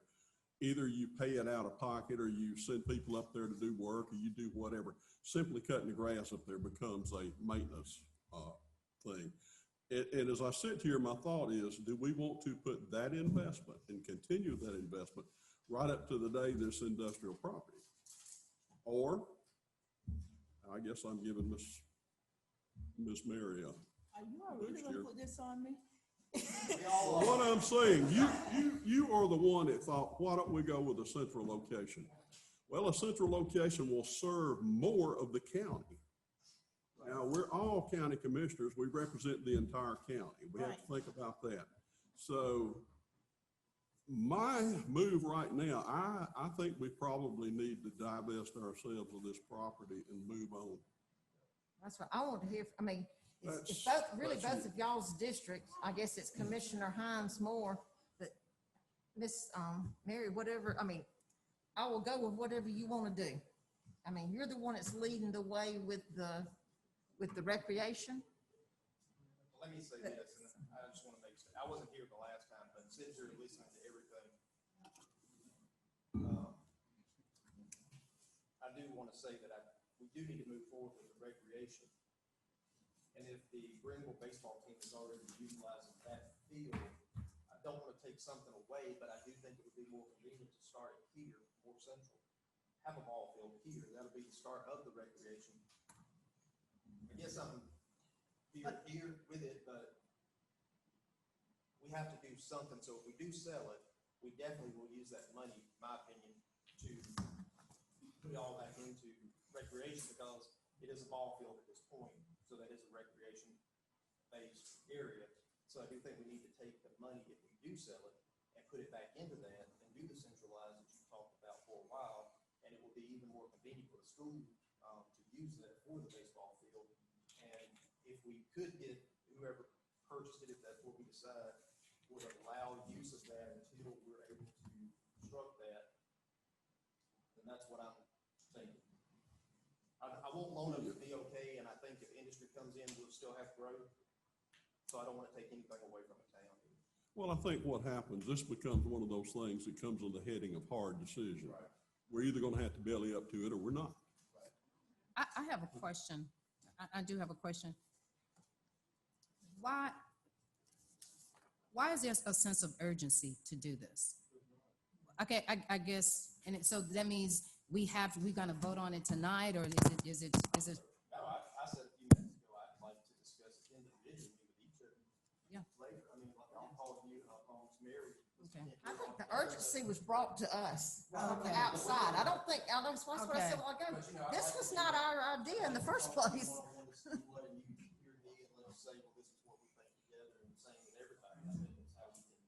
I think everybody had the opportunity to express their opinion already, but I don't want to be the one person that making a decision one way or the other. But I will say that the DNR grant does have to be in by the end of the week. So whatever decision is made, we're gonna have to make a decision. Well, as to what money we can invest in that grant, Or we gotta wait till the next cycle. and that is a whole year. Well, is it written? I mean, is it prepared? Mr. Gay is working on it, and Michael Robinson is working on it. We'll So be Friday. we just have to plug in the numbers. Well, we have heard from citizens, we have heard from towns, we have heard from the industry, we've heard from private investors. Is it still open for discussion? We have been discussing for about an hour and 20 minutes. Trust me, I've been here, information is only as good as what you eat, that comes out set forth. We've let everybody else, so go ahead. Okay. I live in the city of Lono. What's your name, sir? Thank you for hearing me. My name is Mr. Briggs. I live in the city of Lono, yes. It's like Briggs. So I've been familiar with Coweta County since the government transferred me in '86. So I'm familiar with Coweta County, I'm familiar with Meriwether County, I'm familiar with Fulton County. Okay? I've seen the developments all over. So, and my background leads me to a planned use development. Is that area set up in the future in the next 5 years, 2 years, 10 years for industrial in that particular area? And if so, how much? What are the boundaries? How far do they go from Interstate 85 to the city of Lono when you've got residential farmland on both sides? Where do you want to expand? You want to stop at the ball field? You want to continue going down into the city of Lonoc and disrupt the residential? I'm not hearing any of this being brought up as to the beginning and end of it. The other side of the coin is the industrial park over there isn't used. The property isn't totally used up at this particular point. The other side of the coin, you've got property on the other side that isn't used, that's zoned at this point, from what I understand, industrial and or commercial. Now, the ballpark takes up a percentage. What's the problem with doing a joint venture here or a multiplex there? And I don't see anything right now, because what I heard is you guys have been sitting on your tail for the last 10, 15 years, and you've done nothing in the recreational end at this point in the city of Greenville. Let me interrupt you, Mr. Briggs. Do you want to make a statement? I'm trying to understand what the urgency is and where is the planned development for that particular piece of property. Right. This is supposed to be about the Right. proposals. It is, that we it's got an through. RFP, so if there's something, we receive proposals from a private, from the industrial development, and also from a city. Those are what we were discussing at this point. Right, but there's been a lot of other things that have been brought up since then that have been But that it's have all- not been It's discussed. all amongst us discussing, I see. dealing with those proposals. I see, So if okay. it's something I that, apologize for stepping out of bounds, but I'm asking for an open mind for this particular group of individuals here to look at something that was given as a ballpark to be used as a ballpark. We do have a comprehensive plan. We have all of those things. I'd be happy to have Mr. Briggs call me, come by, let's sit down and show him what is planned and what's voted on concrete. I'd be more than happy to, but I'd just like to make sure that that's all brought in Yeah. to this point, because that information has not been brought forth as it relates to, it's been brought forth for that area, as you stated, sir, that it's gonna go industrial or commercial sooner or later. But you haven't brought any of that stuff out. It's already zoned, area around it's already zoned industrial. So I'm not gonna get, come by and I'll sit down and talk. Okay, so the ballpark, from my understanding, sir, to clarify for the record, is zoned, commercial, industrial? I don't know exactly right off. I do know the property across the street is zoned industrial. But we, And that area is industrial, that backs up to industrial, it does everything right there. And as far as encroaching down, I think, we said earlier, Lonoc was a quarter mile. I measured it twice with my odometer, and it's like 9/10. I don't think there's any plan to encroach further toward, the residences there in Lonoc. yeah, I just didn't hear the actual zoning. All I hear is that it was donated as recreational, not, I don't have the zoning map. I'd be happy to look it up and get you that. I think that needs to be a part of the discussion. All right. Mr. Chair, yes, ma'am. your thing was that you wanted to be able to reach out to each one of the commissioners and talk. Is that what's? Well, I was just saying, I would Yeah. like, I don't want to make a decision tonight. Okay, If y'all don't, I don't see the rush in it. I want to make sure that we all agree that it's the right thing across the board. because this is something that's very important for the entire county. I mean, it can be the start of what we've been addressing for many years as a recreation. It can be a lot of things. So yeah, I'd like to speak to each individual that's talking, for everybody to do that. I mean, not just me, but y'all talk with everybody else, and because it's something that's going to affect a lot of different areas in the county. And have long-term effect as well. If I could just make one statement again, is looking at it from a business standpoint. One thing I found here, we are all, and this really mentions the school system and what did or didn't happen. None of those folks were even involved anymore, you know, and it's certainly not y'all's fault. Y'all haven't stood around for 10 years. Y'all done a good job. I think sometimes it's too easy to just look back and blame, and our community is too busy looking back to look forward.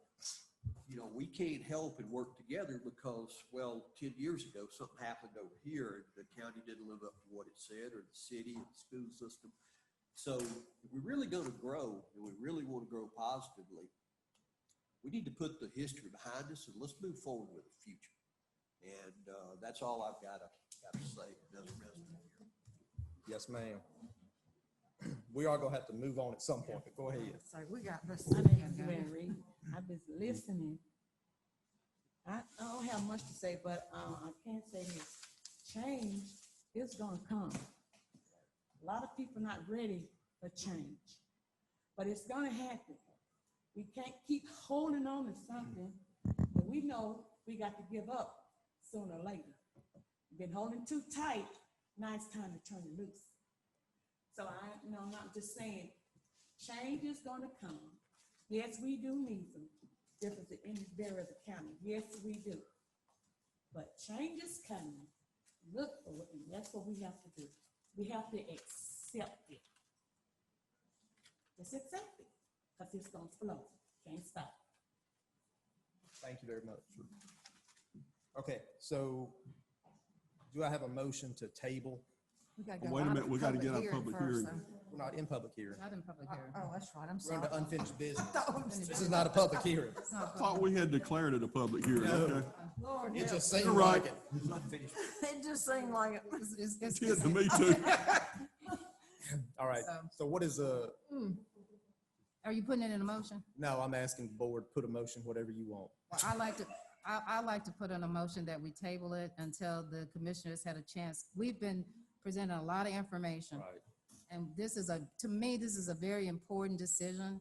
And Commissioner Bray, I know at one month you felt like you were on the hot seat, and that's not what we want anyone to feel like. So we do want to make sure that we talk among each other. We don't get a chance to see each other that much. So I put that on a motion that we table until the commissioners had a chance to talk among each other a little bit more and go through this material some more. We have a motion, I'll make a second. Motion and a second, all in favor?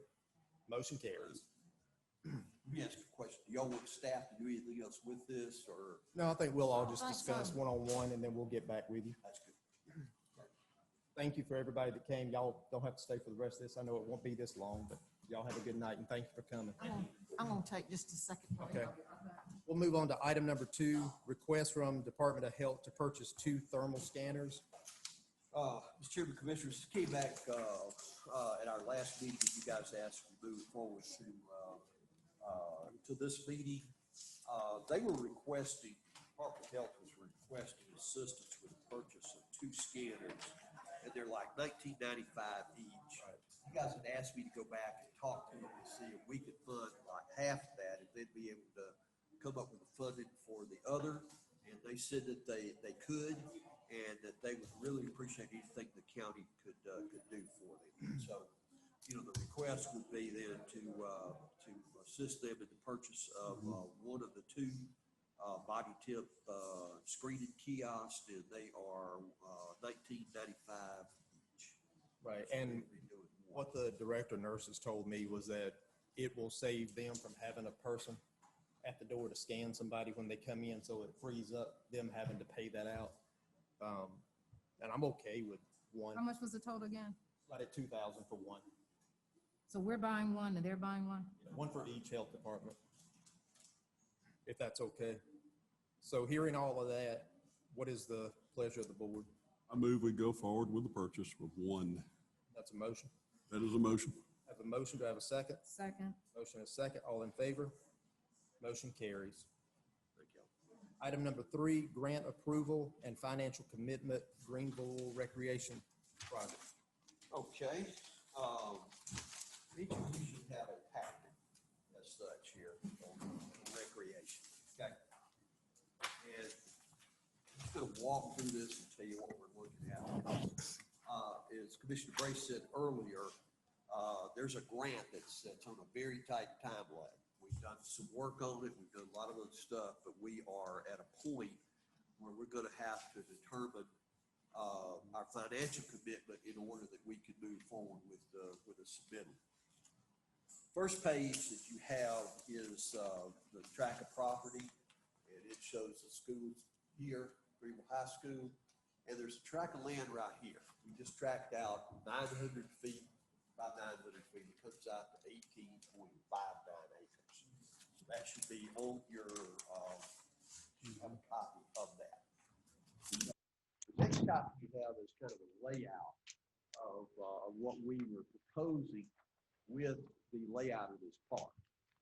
The issue was to be able to bring the road in, near the property line. That way we minimize maximize the use of our property. We would also have it where it would be a future continuation that we could come down and do phase 2, which would be the ball parks and ball fields we're talking about. We put the parking on the inside of the road where people parking and children wouldn't have to cross over the road. We then developed a field which is approximately the size of a football field, which is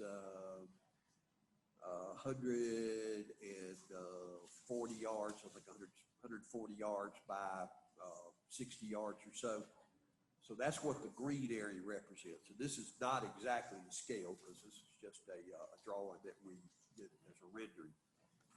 Within the green field, which would be a large play area, it wouldn't be designated for any particular sport. We had shown a possibility of playgrounds on each end. I think due to financial constraints, we may have to go back with just one park, one playground in the middle of the field. But we can look at that and see what we have. The circle outside the green field is a paved walking trail. You can see it goes back, connects to the parking lot. So what you would have is you would have the playgrounds for the children. You'd have benches at various locations here along the, near the playgrounds, also outside of the walking trail. So the parents could walk while the children play and then be in visual the whole time. We put a pavilion over on, I guess I'll say what I'm looking at the right side. We also put in a unisex restroom there as well. We got trash receptacle shown and bench sitting areas. And we tried to put some just rough dollars to that. And while it's an 18-acre tract, I really think the clearing and leveling would only amount to about 5 acres. The rest of it we would use, and you can see the dash line would be a kind of a nature trail, just kind of like we've got down in Lake Meriwether. And we allow people to walk there as well. But it's going to cost about, even with the donation of the land by the county, which I think is worth about $110,000, you would be looking at about $15,000 just to clear that, get it leveled, remove the stumps, everything we needed to do. But we can't count the land. Can't count the land. Okay. Cannot count the land, which I think is crazy. Yeah, I wish we could. So we're gonna have about $15,000 of that. That'll be plus some, some in-kind labor that we would do. Drainage, the property's pretty flat. I don't think we're gonna need that much drainage, but depending on the grading, we may have to have some we put in for pipe. Ms. Mary and I talked about the road and whether or not at this point we wanted to pave it. We figured that, well, at this stage, probably not. So we were going to leave the road as gravel. So we put in 10 loads of gravel, playground equipment. And in your package, you'll have some playground equipment. Now, these are not pie in the sky guesstimates. These are based on actual bids of a playground equipment at other locations. Considering the fact that we're gonna need not only the equipment, but we're gonna need to, have a bedded area with this, because you can't just leave it on the grass or it'll just become mud. We thought the playground equipment's gonna run about $50,000. The pavilion, 1,200 square feet, I ran that at about $25 a square foot, which I think we could do, is about 30. Benches and electrical outlet, those were from a bid price at another area. The restroom is an interesting thing. This thing comes in, you guys have a copy of that as I well. saw that. Restroom comes in as a prefabricated unit, and it's supposed to be a really good way to go. Is it ADA? It would be ADA, it would be all of that, and it would be like $35,000 to $40,000 that we'd have to connect the sewer and water. It may also be that we have to bring it on another side of the park or at the upper field or lower field, because we don't really know exactly, without a survey, we don't know exactly where the sewer line comes in, so we'll need to consider it on that. The paved walking path, this is 400 meters. It's about $30,000 to pave the track. And again, that is based on some realistic numbers that we had on a larger track at another location. The value of paving it is you don't have the gravel, you don't have the wash, you don't have the ruts that get washed into the crusher run. You don't have the liability either. You don't have the liability, exactly right. Parking, again, we would just leave as gravel, about 10 loads. Engineering, don't have a real figure on this. While we've laid out the concept here, you really gonna need to know, have some engineering done to be able to determine the grades, because that's gonna be important not only for drainage, but your fields. You also gonna need to know where the sewer line is. Those will have to be gravity flowed, so some engineering there. I put in about 10% contingency, which most projects have that built in. And so we're looking at, with this, about $215,000 on this project, and there's already $110,000 worth of property. So your total part there would be about $325, including your land. But also next in your packet is this ball field. Okay. Now this is an actual ball field complex. I'm not going to say where, but it's near, it's fairly close to us. You can see that what they've done is they have different size fields, and it's all built in a quad. So therefore, you have your concession stands, your restrooms in the middle of the quad, and each field can use those. You may have older kids playing one day, you may have adults playing softball, younger kids play another day. But even if you had everybody there, you would have room and enough area for concession and restrooms. That centralizes, cuts down on your use. So Are this these would be something. fields such that you could shrink them down and play t-ball and all that stuff? Yes, sir, you could. And of course, in this park, there's also I didn't make a copy of it, but right over here, you can see there's another complex that allows for t-ball and other things. So that's what, that would be, again, a future area. And we've got the property to be able to, construct it and do that. So this would be kind of a phase 2. This is what we would go to. Okay. And I doubt that we would even build all 4 ball fields at one time. We could start out, build a field, but you'd have the layout, and you'd have the building and the concession and the restrooms all centralized, where you don't have to duplicate those every time you build another field. Go ahead and build that complex large enough when you start. Yes, sir. Okay. What we did a long time ago is every time we need a field, we just go pick out a flat piece of property, we'd build fields. We had fields all over creation.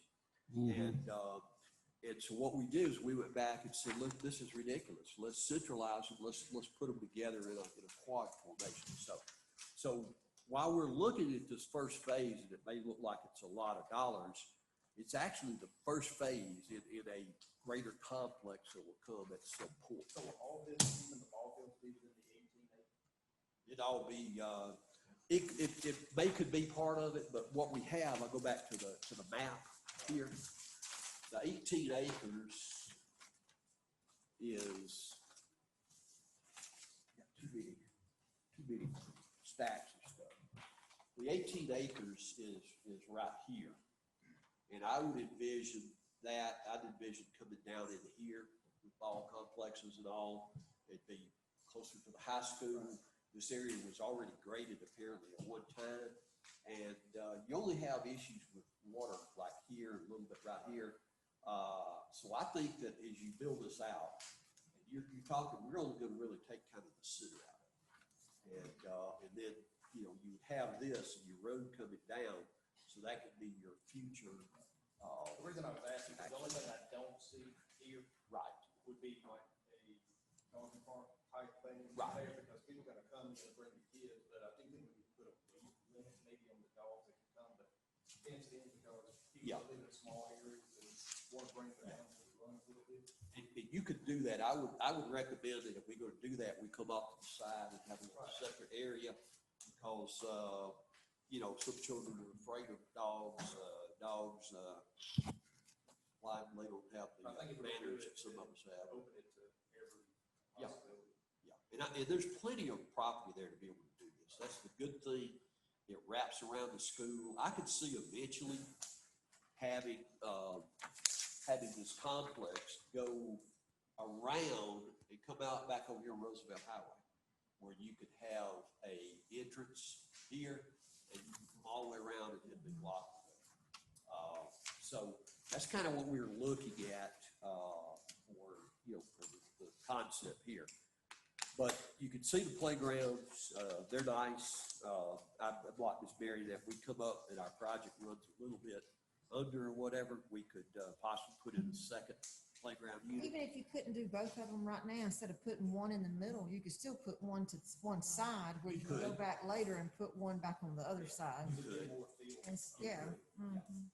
You could You know, actually. when you do those, you know, you got to have a certain depth of mulch or cushion under these things too. And usually you have to have some kind of border that holds that in. You can spend a The lot of insurance. money just building that.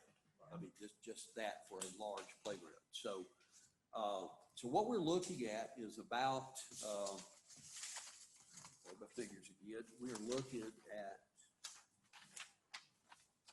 on the first phase, you know, we got some in-kind work and some equipment that we'll be using as well, but we're looking at about $250,000 to clear it, build a road, do the parking, put in a flat field, playground equipment, bathroom, and pavilion, and nature trail. So, as Ms. Mary said, we've got Friday's the deadline for submittal of the grant.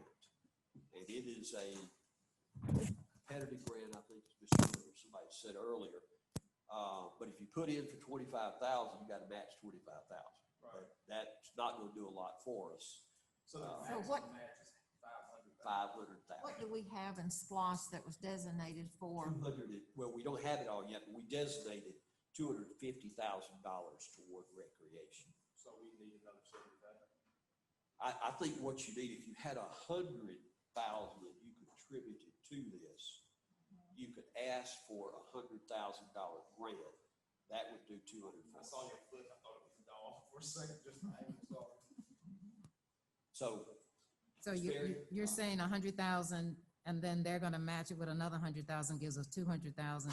yes, And if we are lucky, and hopefully we are to be awarded, then we still can be looking at other things to offset any of that cost. Because we got to do some in-kind But you gotta anyway. do some income, and there's some other things, and this is phase. When do they announce it the, wouldn't be till spring, but I really think I really think we got a good chance. I mean, I really I do. feel like we have to. I mean, I talked with her personally and, she seemed to, by us being a county, a low profit county, that we would have a great chance to be approved. You know, this is a first time for us, so we will be a first time applicant also. So I feel like we will have a good chance of being approved. And as they said, this is a first phase. And if we are looking to centralize recreation for Meriwether County, I feel like this would be a good start. We could apply for the grant this year. Next year, we could apply for another grant. Yep. Every year, we just keep applying until we get where we want to be, but we have to have a vision to look into the future. We can't say, oh, we will never get there. We got to have a plan to move forward every year. Let me throw this out there, Ms. Mayor, since we were just talking about this other situation and what we can do with the ball fields at Lone Oak, and why are we in such a hurry and we gotta do this by Friday because of the grant? If we allocated 200,000 from SPOS toward recreation, then that may solve a lot of this and not have to rush right now. If we have that 200,000 and request 200,000 match, then we have what we would have been looking at had we went ahead and sold that property and utilized that. If we decide to sell that property, we can put it back and use it for something. But if we've already allocated and agreed to 200,000, then we can go ahead and move forward with that 200,000 match on the grant, I would think. I don't think we have 200,000 Got on 100,000. hand yet because Yeah, we have. Splosh is over X amount of years, but we could probably do 100, you You can do said. the 100. Yeah, y'all gotta give Bill a hit. But yeah, you're not gonna need till springtime. And you would not need it until you Yeah, approve. Bill's either. right. So We if talked it's about not springtime, approved, that's then 6 months. Okay. Okay. And that gives you time, It would be spring. spring. They don't make the announcement till May. We know by then, yes. They don't make the announcement until May. No. What we need is, we can't go and say, hey, we want to put in a grant for 100,000, and then come back to you guys and say, hey, we need that, when y'all say, well, we only gonna put 25. So in other words, we got to commit You what gotta we'd be commit willing to to a put minimum. forth in May if we get approved. That's right. Minimum of funding in order that we can do the grant. 'Cause So that's we a have dollar. another 100,000 by May? Okay, so we could do the 200, we don't have to pay it till then. You won't know until May. And if, yeah, But we could do it. Well, in reality, you wouldn't even have to spend it by May, because then in May, you know what you got. But and you can realistically, from start what it. all y'all just said, we don't have it, so by then, we could go ahead and We would have it. move forward, and it wouldn't be an issue. If we're denied it, then it's no loss, but Yeah. if we put in 200, Right. then we'll, if we get to 200, we've got 400,000. Yes. and that gives us time to look for other that also gives us time to look for other optional Okay. things. So why don't we go ahead and just go ahead and shoot for the 200 and let's just say so I mean, in I our was just motion. thinking if we're talking about the other, that was close to what that was, and we'll handle that. I mean, just, you don't have to rush or anything. And again, we can still turn around next year and apply one more time, right? Right, every year. Every year. Every year? Okay. Ms. Mary, I'll try to get this, plan expanded to see.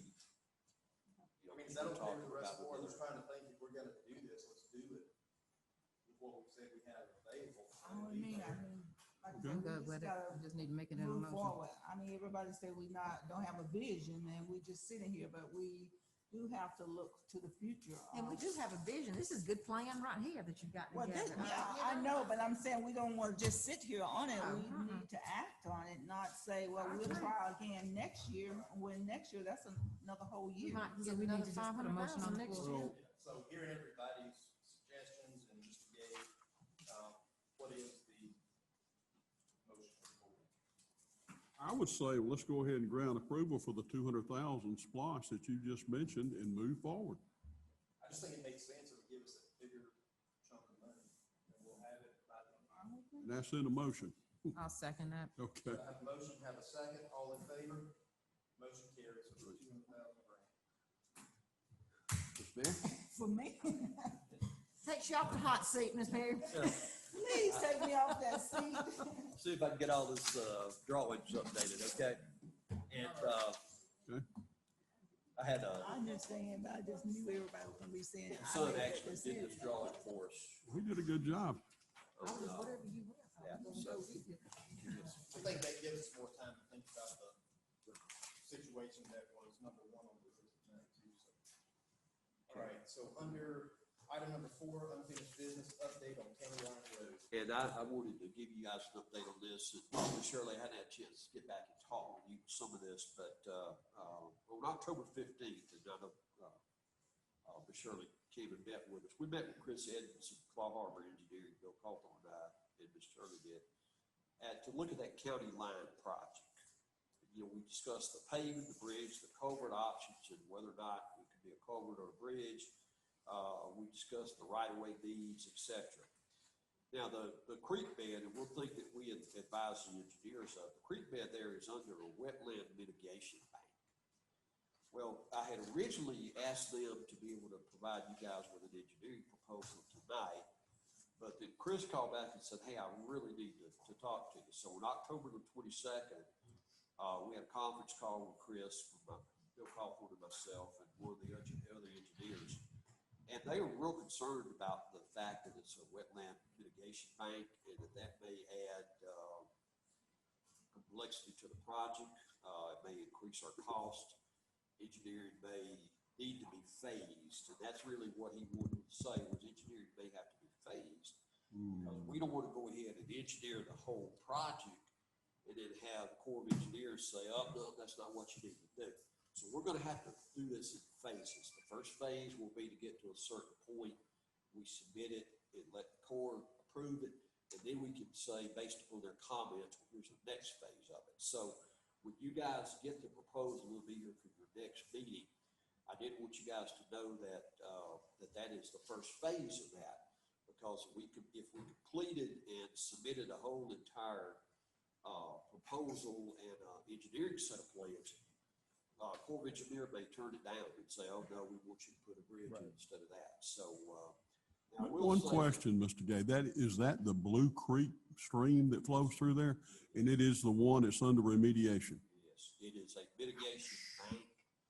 And, what you do is you buy credits and et cetera. So they have a lot of things. Oh, yeah. Now, I did meet with the guy that manages that for them. He said they'd work with us anyway on that, but he did mention that it would take probably, there's a nationwide permit which you could get that does a, kind of works for any project where you go work in the stream. But that's simple. You fill it out, you send it to Corps, they send it back.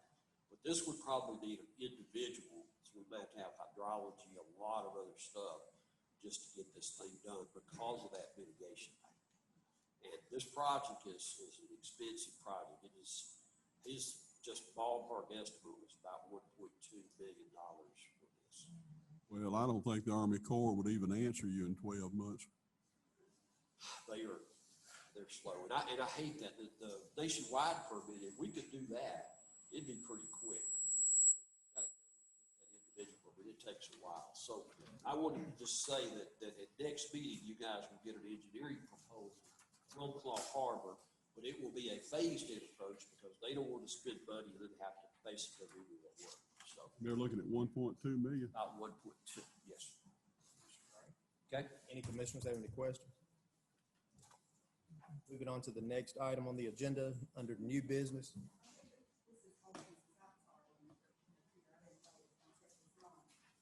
name is Angela Turner. This is considered old business. During your last meeting, I was a part of your Zoom, and you were talking about the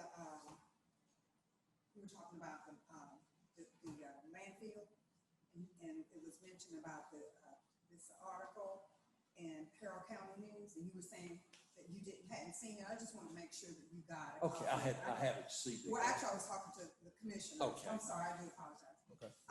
So I wanted to make sure that you all got a copy of this We'll make sure. news article. Yeah, Okay, yeah. we'll get it out there. And I It was 2 meetings ago, right? Yeah, 2 meetings Okay. ago. Right. And I guess I'll try to talk to somebody about maybe talking next meeting. Okay. About what we're gonna do about coal ash. Right, we can get you on the agenda. All right, great. Thank you. Thank you, guys. Sorry. All right, we've already covered item number 1 under new business for district attorney update. Move on to item number 2, appointment to the Airport Authority, District 2. I did talk with Bobby Gordon. He agreed to stay on the board, so I appoint him. Okay. Bob did agree. Okay, That's a good. motion. Yes. Have a I'll motion. second that. Motion and a second. All in favor? Amen. Motion carries. Item number 3, discussion of lot sizes on dirt or gravel roads. Mr. Chairman, Commissioners, I know a couple of you got, some calls from people who subdivide their properties on dirt roads. And it came back to me that, we were thinking that it was just on subdivisions off of dirt roads. But it's really not. It's a use in every zone and category. And it does say that it has to have 5 acres fronting or accessing a dirt or unimproved road. So my question would be that if the board would like us to look at that, we need to go back and schedule a public hearing. We'll need to make those changes. If you guys want to look and require that only of subdivisions, which would be divisions of 3 or more. Because I think, at least one of you expressed that there was a family member who had like 8 acres and wanted to subdivide it. And into this, they could not subdivide it because they couldn't produce 2 5-acre lots. I also had somebody call me this morning about, 2 acres in each district, and I'm meeting with them next week to explain it. I'll bring that back to talk to you guys. But I just needed some direction from y'all on whether or not you want to readdress the 5-acre requirement fronting on dirt roads or unimproved roads, and whether you want to allow that for just subdivision. You want to have that restriction just for subdivision, or how do y'all want to address it?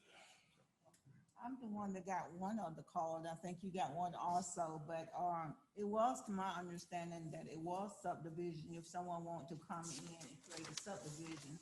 I didn't realize that we was talking about, if a family member had 8 acres or whatever and they wanted to dish out 4 or 2 or whatever, that would be up under that same ordinance. Yes, ma'am. Yeah, it says in the ordinance, of course, I also understand the ordinance is that thick. It says that all zoning districts will allow a minimum of 5-acre residential lots that front or access dirt or unimproved county road. This provision shall also apply to new subdivision streets accessing the road. So it was both subdivision and individual provision. But we can take a look at that. If you guys would like us to do that, I would just recommend that y'all schedule a hearing. We'll need to properly advertise that as well. Mr. Chair. Yes, ma'am. I also like Commissioner Bray. I thought we were talking about subdivision, not individual, because on, what's that road off of Primrose? Mount Pilgrim? No, there was a subdivision we just approved this year. Oh, It's off of Primrose, So are you talking about Ellis Road, and it's on a dirt road, and it was 2-acre lots. It's not 2 acre, what was it? They're 5 to 10-acre lots? Okay. All right. So they're 5-acre lots? One's on the south side or a certain side, and then one's this from Primrose down. Well, Okay. this kind of will affect 2 ordinances, wouldn't it? I mean, if we allow family members to come in, because we've done that multiple times, to come in and divide out 2 acres to a child or to an in-law that needed to move in there for certain reasons. So if we do this and change that, it's going to affect that stipulation also, as far as if they are on a dirt road and we allow them to cut out 2 acres, are we going to have them now pave that road? I mean, it just becomes a whole. Yeah. I mean, I think the goal was to cut down on the development, or the smaller, denser development on dirt roads. That's what we were looking at. I thought we had an exception in there for the individuals also. I mean, I know it was for subdivision, but for as individuals, I thought we had an exception. Well, we allowed the family to cut out so much acreage to give, and we do that. So I think that if we allow them to cut out 2 acres and that property happens to be on a dirt road, we're going to run into another issue if we have it specific. I would suggest that rather than, because this is a topic for a public hearing, I would suggest that we just get direction from you guys on whether or not y'all want to address it. Okay. So just set it for a public hearing? Yeah, set it for public hearing to readdress that. Do I have that in the form of a motion? So moved. Have a motion, do I have a second? Second. Motion and a second, all in favor? Motion carries. Kathy, at this stage, what would be the earliest day you could get a advertisement in? If I get something in on Friday, it's gonna be 3 weeks before, or 2 weeks. So probably first meeting in December, or we only have one. We only have We've got a shot at 3 meetings is all we've got left. I would say let's do it. I think we could meet the time frame for the first meeting in December. Okay. Yeah, you should. That's a day meeting, y'all want to. Yes. Day meeting, is that okay? Okay. So item number 4 under new business, confirm narcotics task force MOU. This is with the sheriff's office. We recommend approval and just working with other agencies of the narcotics task force. So do I have a motion to accept and to allow chair to sign? So moved. I would, yeah, Have a second. motion and a second, all in favor? Who was the second, please? Carries. Item number 5 under new business, appointment to DFAX Board District 1 to fill an unexpired term. Mr. Chair, I'd like to table that, please. Okay, Put that that's, on a motion. I have a motion. Do I have a second to table? Second. Motion and a second. All in favor? Motion carries. Item number 10, report from Finance Director. Quickly, Mr. Chair, got the finance report before you. The general fund, we received the insurance premium tax from the state of Georgia, which was over $1 million this year. Whoa. So, I opened up an account for the local government investment through the state of Georgia. We submitted that million up there to get a higher interest rate. Also, our accounts for the F&M Bank, Manchester, pledging grants, so I had to move $450,000 up to another account in the Georgia Fund 1 pool as well. All that to say that, it's a good problem to have, is we have too much money in banks. And what- Spread it around. But, I've got his cash flow projection on the T-Squad, so we'll be able to leave that 450 up there, getting a higher interest rate, and still fund the old road and, Bill Haven culverts. And that's all. We went ahead and closed out the region's accounts for the 2014 squad. That's good there. That's all I have unless you have something. One quick question, Mr. Chair. This $1 million that we got back from the insurance companies, which I know they do pay that back, is this due to the increase in the houses that we've built, or what's going on to make it drive up like this? And do we anticipate that next year? It's gone up every year since I did it. So it's now up to 1 million. It's $30,000 to $50,000 every year. It is put on every, you go get a life insurance policy, all of that. And, it's utilized to either provide county-specific, not city, but county services, or roll back the village. I think that's what we're doing. Okay. Any other question? Hearing none. Next item, report from the county administrator. Thank you, Mr. Chairman, Commissioners. I'll be real quick. Bill and I had talked with DNR on the Lake Meriwether grant closed out. I think we got everything going forward on that. As I mentioned earlier, I've already met with the engineers of County Line Road Project. I sent out letters and questions on the Roanoke property, which you guys heard tonight. I met with Industrial Prospect. I met on the wetland mitigation issue. Reworked the ENS ordinance. Give you a couple updates on the fire station. Talk back today to the people on Primrose, Miss Shirley. They are the company, the group we were looking at does not want to sell, so we're gonna have to, relook at that, and I'll get with you on that. One of the things that I would like to ask the board consideration on, and we don't have to do it tonight, but I'd like to do it here very soon, is we've been working from a Greenville station standpoint with the old Lanier building down here. And I know Michael's worked on that and done some other things. The problem with it is they've still got a lot of remediation and cleanup and everything they've got to do. So we had approached them about getting a portion of the property, maybe a couple acres. But in doing that, they're gonna want to tie us in, I know, to the rest of that. And that's just sort of concerns me just a little bit, very honestly. So what I would like to ask the board to consider would be, and I've got the fire chief looking at it now, in terms of placement and location of the buildings. But what I'd like to see is for us to consider the tract of land that the county owns on up here in Tech Drive. You've got the technical school here, there's a road, and there's a tract of property there that owns the county. I would like to see you guys consider putting it right there. It's gonna put it about a mile from the other one as crow flies. I think from a road standpoint, it's not gonna be any further. Certainly is a lot easier project to do. I think that, it will save money in the long run, because down at the Lanier property, we have a road, two state routes right there.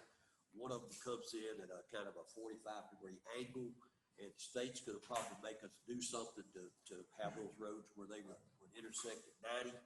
They'll probably make us put A-cell, D-cell stuff in. Over here, my recommendation would be to have the station front, the highway, but actually have the bays to drive through. That way we could have a access off of County Farm Road, and you could come through and you could go on to Tech Drive, and we would not, and Tech Drive already has a D-cell lane, so we wouldn't have to do anything else there. But grading, everything that goes with that would be so much simplified. Water and sewer should be readily available. We don't have to deal with the wrong road angles. We don't have to deal with grading property down.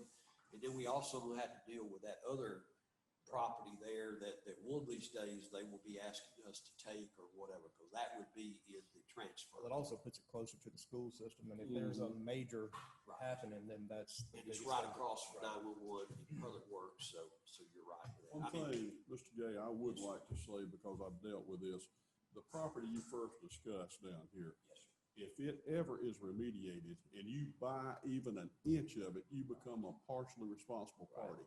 If they come in and remediate, they come to you just like they do to the people that did the dirty deed, and they keep coming as long as you got money. Right. And if they continue to want to donate the property, I think that's great if we could come up with a use for it that was the way. But right now, I mean, that's going to take a long time, and even just grading that and having to create the entrance there and having to do whatever we have to do on the other side is, to me, is just not a good idea. So, you know, I would like for y'all just to consider, and I put it back on the agenda, this property over here for that. And then, sure, I need to get with you. We just need to go and find the piece. I mean, we're sort of trapped. You know, we're trying to get it into a certain location, and it's every property owner in that area that we go to. You know, today, you know, we've been trying to get these people for a month, and Miss Mary was there when I talked to them today, and they just said they're not interested. I appreciate all the hard work you're doing, and appreciate, you know, but been on the board 6 years now, and, you know, 5 years ago, it started on Primrose. As far as, we've done a lot to get the fire bonds and everything, but, you know, those people in that area is like, okay, when we're gonna see something. So what I'm going to do then is, you know, reach out in the community. I've reached out in the community, but the one thing they have made very clear to me, and hopefully they'll make it clear to the other board members, so they won't call me all the time, is that they want it to be a Primrose Fire Station. And I think wherever it goes, it could be a Primrose Fire Station. The problem that we've had, kind of from the start, was if you push it too far north, you're gonna have a gap in coverage. That's what we just need to. Yeah, I understand. And, but moving this over here could help that. Well, because it'll be a little bit closer. But Talk with the people in Greenville about that possibility. I know it's ours to do, but what are your thoughts about it being out here as opposed to in town? I love it. I think it think it's a would, good- I okay. think it would be an asset to the community. You know, when you're coming down, going to Manchester, Warren Spring, coming down. So I think it would be a great access to the county. Especially if we're going to do some type of ballpark here too, and Right, you have so emergency Right. right I think there. it would be at it. a great access to the and county. you've got, you know, state route going that way, north and south. You could go back over, you could hit County Farm Road, go back over toward, it's just there's a lot of opportunities there to access. Right. And my only concern is it too far north that we leave a gap? But I don't know, from a transportation standpoint, I'm not so sure it wouldn't be better. I mean, I'd almost rather start I from mean, here. you want the and gap go as back. close as you can, because those people get a Right. break on their insurance. Right, and absolutely. You know, if you get too far and you leave somebody It's out, just they, it's just been a tough go to try to get folks to, you know, to deal with it. But anyway, are you guys amenable to just looking at it at the next meeting? I am. From here to to the Kalibic station, you're not 10 miles, are you? Yeah, Here too. yeah. Would From it here to be- Columbia? Oh, not Kalibic. Yeah, no, I'm sorry. I can't keep up with my fire stations. All right. Your fire station, what was it? Primrose? No, no. Odessa Dale. Odessa Dale, that's what I was thinking. No, Are we 10 miles from Odessa Dale? I'm trying to see if there's gonna be a gap created there. I don't think there would be now. Eventually, Okay. we need to look at St. Mark's, and we also need to look at, Rocky Mountain. And those need to be something that we do. And we don't get coverage from anybody. Right, not even cell coverage, right? but those are supposed to be your substations. Yes, ma'am. St. Mark and Rocky Mount had always been discussed as That's right, substations. substations, yes, absolutely. But, you know, I would, and I actually talked to the contractor the other day. He had come down, I think, to the opening, and he called me coming back through.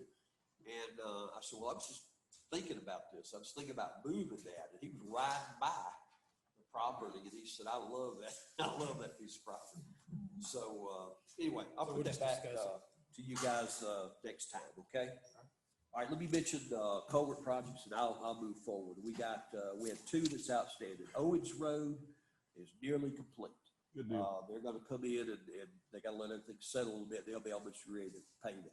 I wish I could report the same on Hill Haven, but, I can't yet. We sent a letter to the contractor, putting them on notice of the time period. We received the engineering drawings. We did approve those engineering drawings.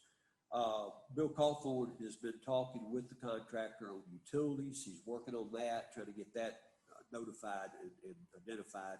We drafted some right-of-way needs, which we did, Michael, today. We're meeting, I think, tomorrow with the owner of the property we'll need for right-of-way and construction easement on Hill Haven. And that's where that issue stands. And we're going to continue to push. The contractor sees moving in this week. He needs to get started. I know we got heavy rain coming in, but we're going to continue to push him to get that going. We completed the rec project design, but we're gonna have to go back and do a little modification on that, which we'll do. And we dealt with some open record and some personnel items. So that's what we've done. It's been a incredibly busy time, but I think we're making progress. Okay, I do have a question. Do you think the guy over Hill Haven, will he be able to meet his deadline since he's so late beginning? That's our intent. We have notified him. That's why we notified him. You gotta meet your deadlines. So, If he do not, then we go to, you've got a performance bond and a bid bond or performance bond and everything there. We could do that. That's a lot of trouble. He doesn't want that, and it's trouble for us. But yeah, he does. And I think what it is I think he had some other work that just ran longer, and he's just not been down to do it. But we may just have to consider that on any future bids and proposals as well. So we'll continue to hammer him on that. Okay? All right. Thank y'all. Thank you. Next item, report from the county commissioners. Commissioner Hines, I don't have anything. Commissioner Bray. well, I just like to mention something that maybe we could discuss at our next meeting.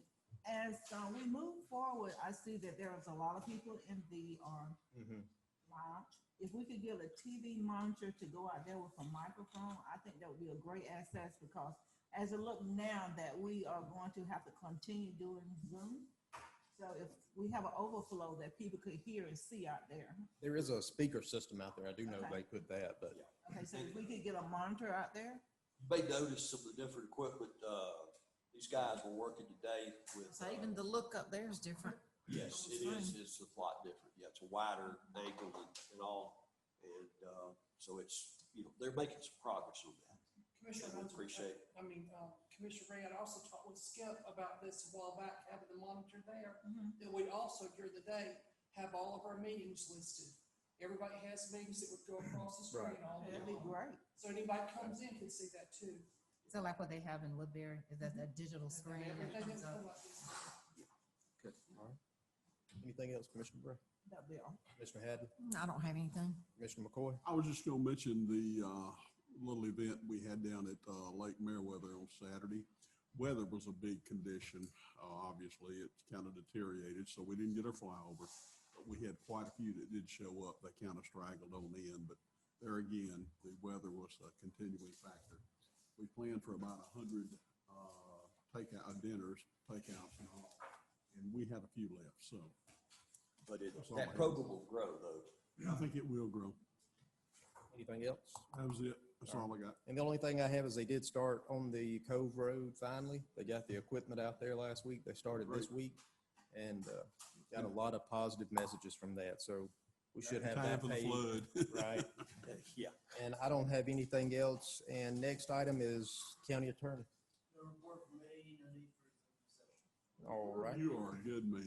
Yes, you are. So, You'll get your check.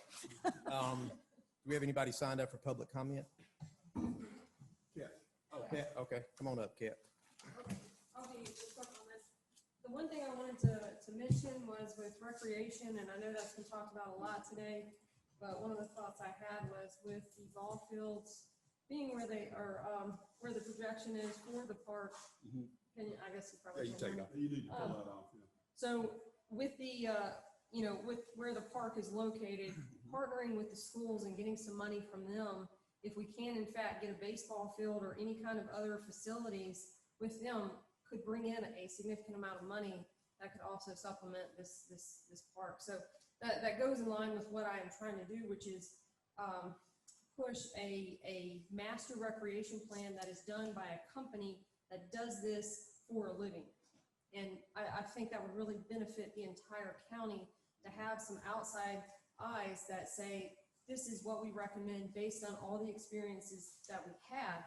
And they have the ability and the time to do that, because I know that's an issue with trying to get all this together.